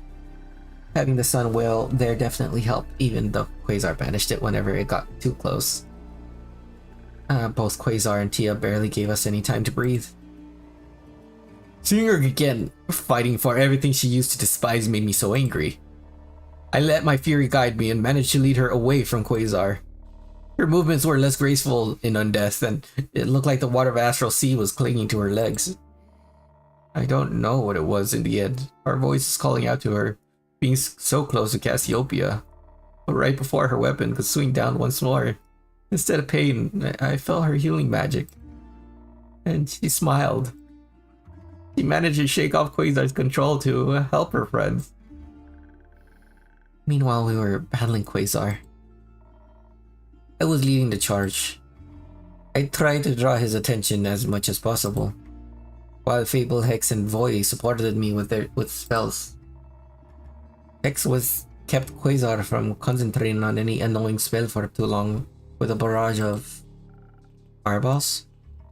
You guessed it. Fable and Void really got in the groove.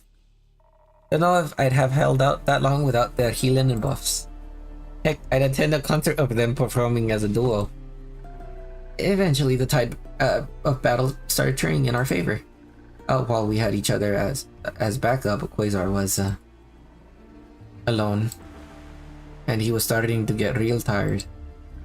That was our opportunity. I called on the flame deep inside me and let several pillars of dragon fire cut off any escape routes. I realized the Fable was trying to do. Suddenly all the doubt about being about worthiness that had been eating at me during the fight disappeared. I wasn't doing this for honor or to gain the dragon's favor. Glory laughed at the faithful legacy. Worthiness was never something that could be given to me. It was something for me to grasp. All I had to do was to walk forward and protect my people. And at that moment, I did. My slash struck through. Quasar looked neither enraged nor shocked, just tired. Then he dropped to the ground and stayed down. I felt a bit sad for him. I didn't. Quasar made his choices whether we like it or not. And we earned that victory. We did. All we could do was stare at the battlefield, barely realizing it was over when we heard Clay crying. We turned to see him and Tia hugging as her body started to dissolve in bright sparkles of sunlight. This light eventually gathered in a bright sphere above our heads. Then it steadily rose into the dark distance where it became brighter and brighter. He became a star. I couldn't believe it. My Tia became a star.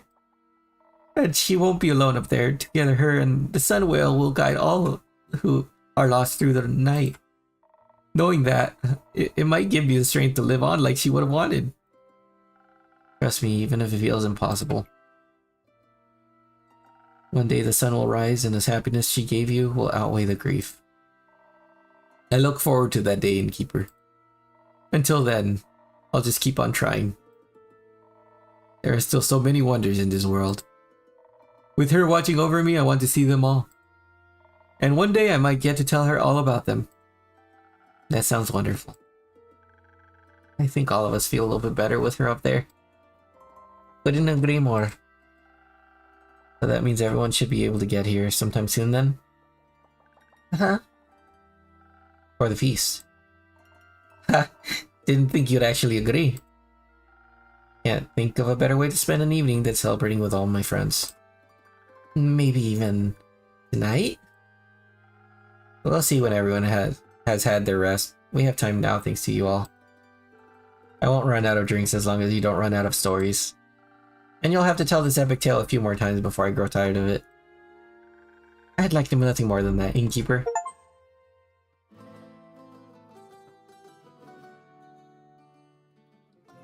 Oh.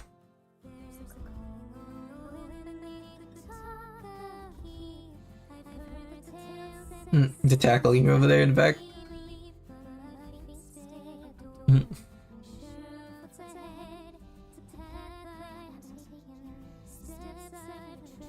Nice game.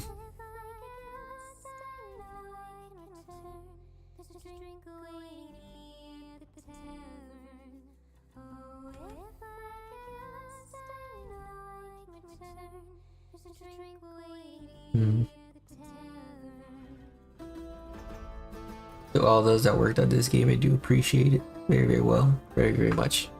Always nice to see people's interpretations of stories, and this was a beautiful story to go through. And a unique one too. They're looking at Tia's star.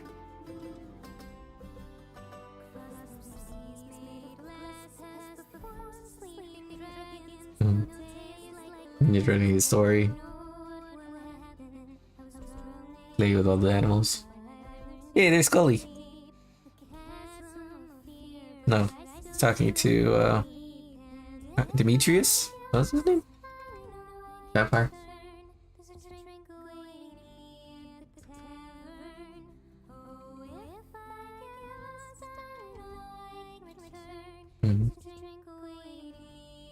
Billy. Yuva. I didn't see her though. She didn't come in. But yeah. They fought, but they were able to understand. They respect one another in the end. Are they looking for the footprints? And then there's her partner. And then the siblings at the bottom. And then Carolyn right there, practicing her arrows with Fable, of course.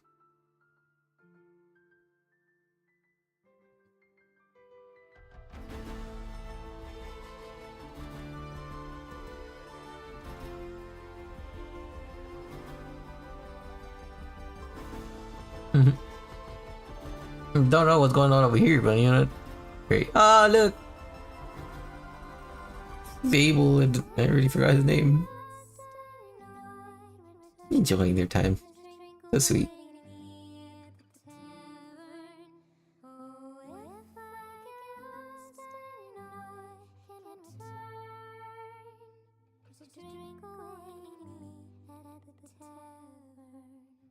Mm.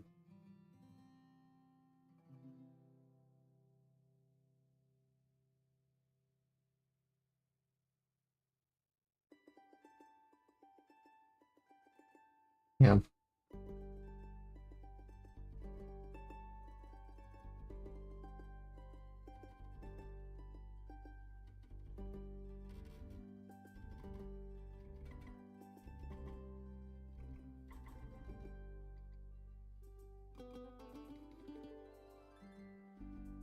Mm. They're petting on to over here.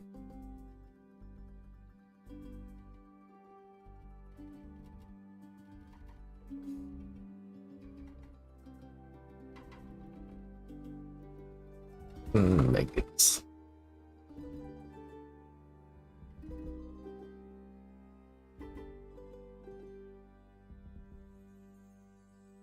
They just built a little house. Yep, we did. Ooh. I don't know who that is.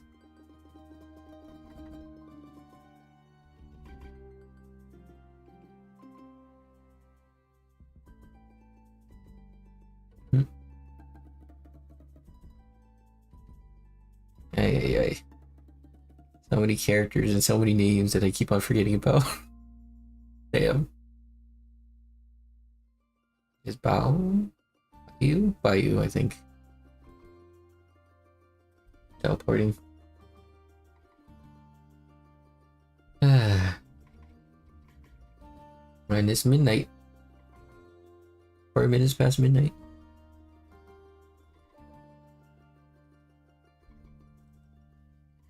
But they did really good in regards to giving it the feeling of actual like D&D party. How everybody just comes together and then starts finding their own focuses and stuff. And creating friendships and companionship along the way. I do like the unique approach. And I can see why a lot of, I want to say companies are starting to follow along with it. Well, to everyone that invested into it as well with the Kickstarter. I mean, no one would have been able to make this without his help, so it's also a large amount of gratitude to you guys as well.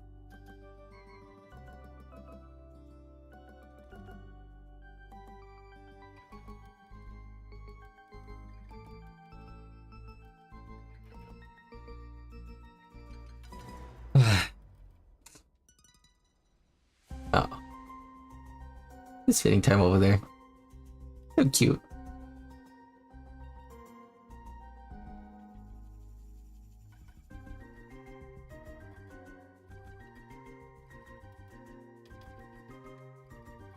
Boy, just embarrassed right there.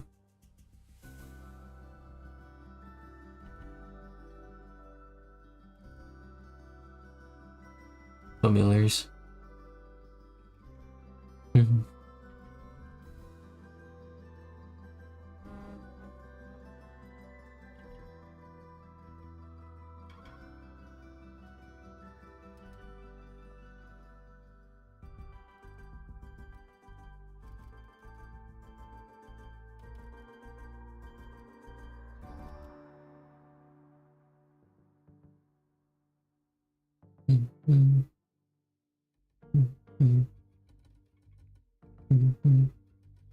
I did know that they have a DLC for this game as well. Just kind of like in Vampire Masquerade, I think I'll probably do it another time. Guess I could have a reason to come back to this and play it again.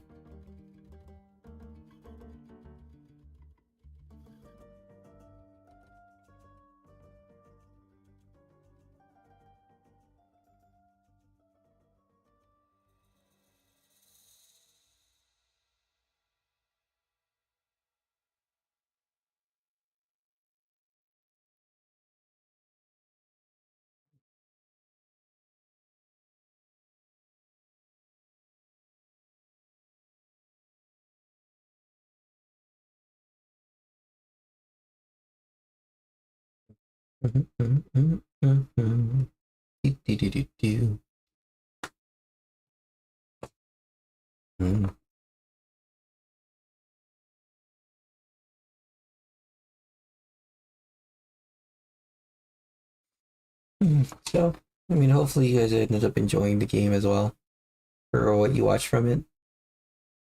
Curious what your choices are going to end up in general. If you do decide to play it, I think it's well worth the cost.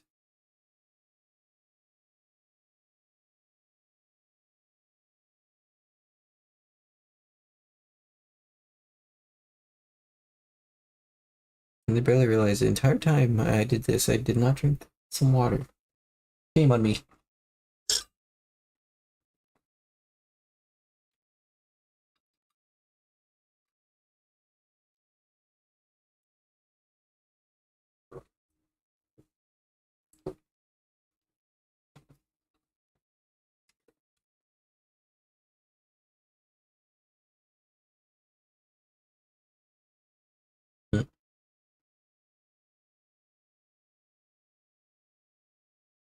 Indians. Or keto.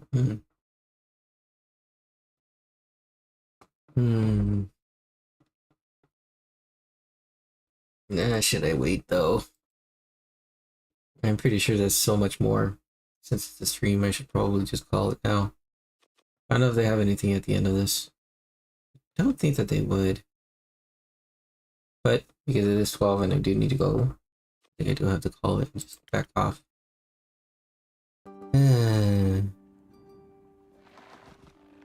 But yeah.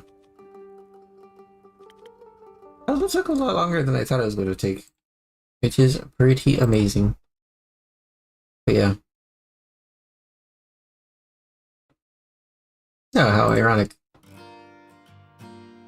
Partia. We'll miss you.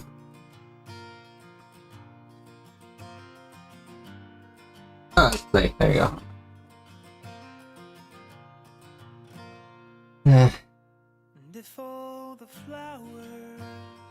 Such a nice game. I wonder if there was anything I could have made. Yeah, I could have caused differently. I mean, having what's the name? Yeah, why am I already forgetting the names of the characters? The artist, the author. If I was able to save his friend, then he might have been able to help us out. But I don't know if that's something that you could have failed or you could have actually succeeded in. I'm just really curious about what could have been, what has happened. The sun is gone. Very coincidental, I did have this on the list.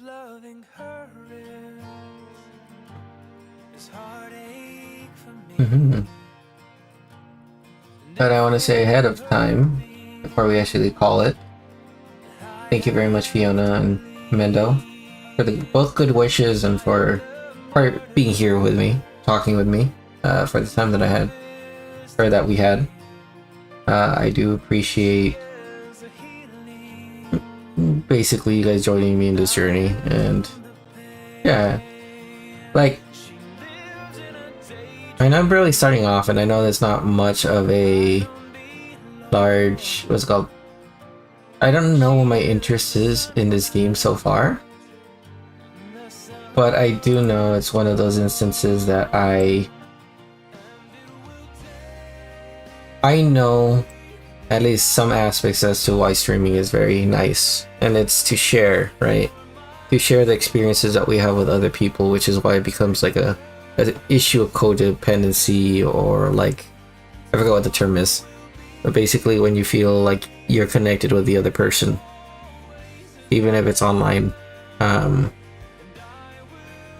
And it's like one of those situations that, like, I would have loved playing this game on my own, but to get to play with other people, hear their perspectives, or talk about it is something that I think is really nice. And to just know that somehow the music or the story of the game that I play or the time that I give to people is nice and could be inspirational or can feel relaxing even for a moment of a lot of chaos that exists in the world. I see why a lot of streamers enjoy doing what they do. And I can't say that this is going to be this is not where I'm destined to be, because I still have so much uncertainty, fear, and stuff like that of what I'm going to be doing next. But yeah, even having those moments of just knowing people are going to be watching, or just knowing that people could just come in and maybe enjoy or find a game that they didn't really think that they would play, is something that's really nice. In fact, one of the games that I absolutely love, and I don't know if you guys have heard of it, but the To the Moon series, I wouldn't have been able to play it if it wasn't somebody else's recommendation to give it a try. And it's a game with such a beautiful story and beautiful concept that I can't help but want to play it again to share that experience with other people. Or if you guys want to just play it yourselves, I would recommend it highly, because it is a bittersweet kind of story, but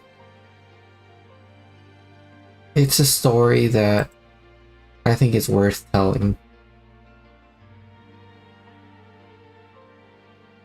About memories and how, if given the chance to change your memories, is there something that could be changed to make your life better? But I won't spoil too much of it until either I play it or another time, basically. But yeah. With that, the song was She Is the Light by Trading Yesterday, as I'm pretty sure you saw on the screen, since it shows up right there, yep. And I hope you enjoyed it.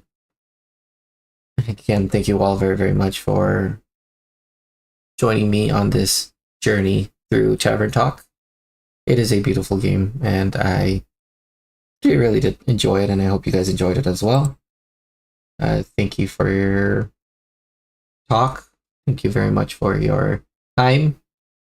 Thank you very much for existing. As I always say at the end of this, let's continue to keep on doing our best. Whether it be 5% one day, 100% another day, doesn't matter. The fact that you exist is the most important aspect. So just keep on trying to be the best version of yourself that you can be.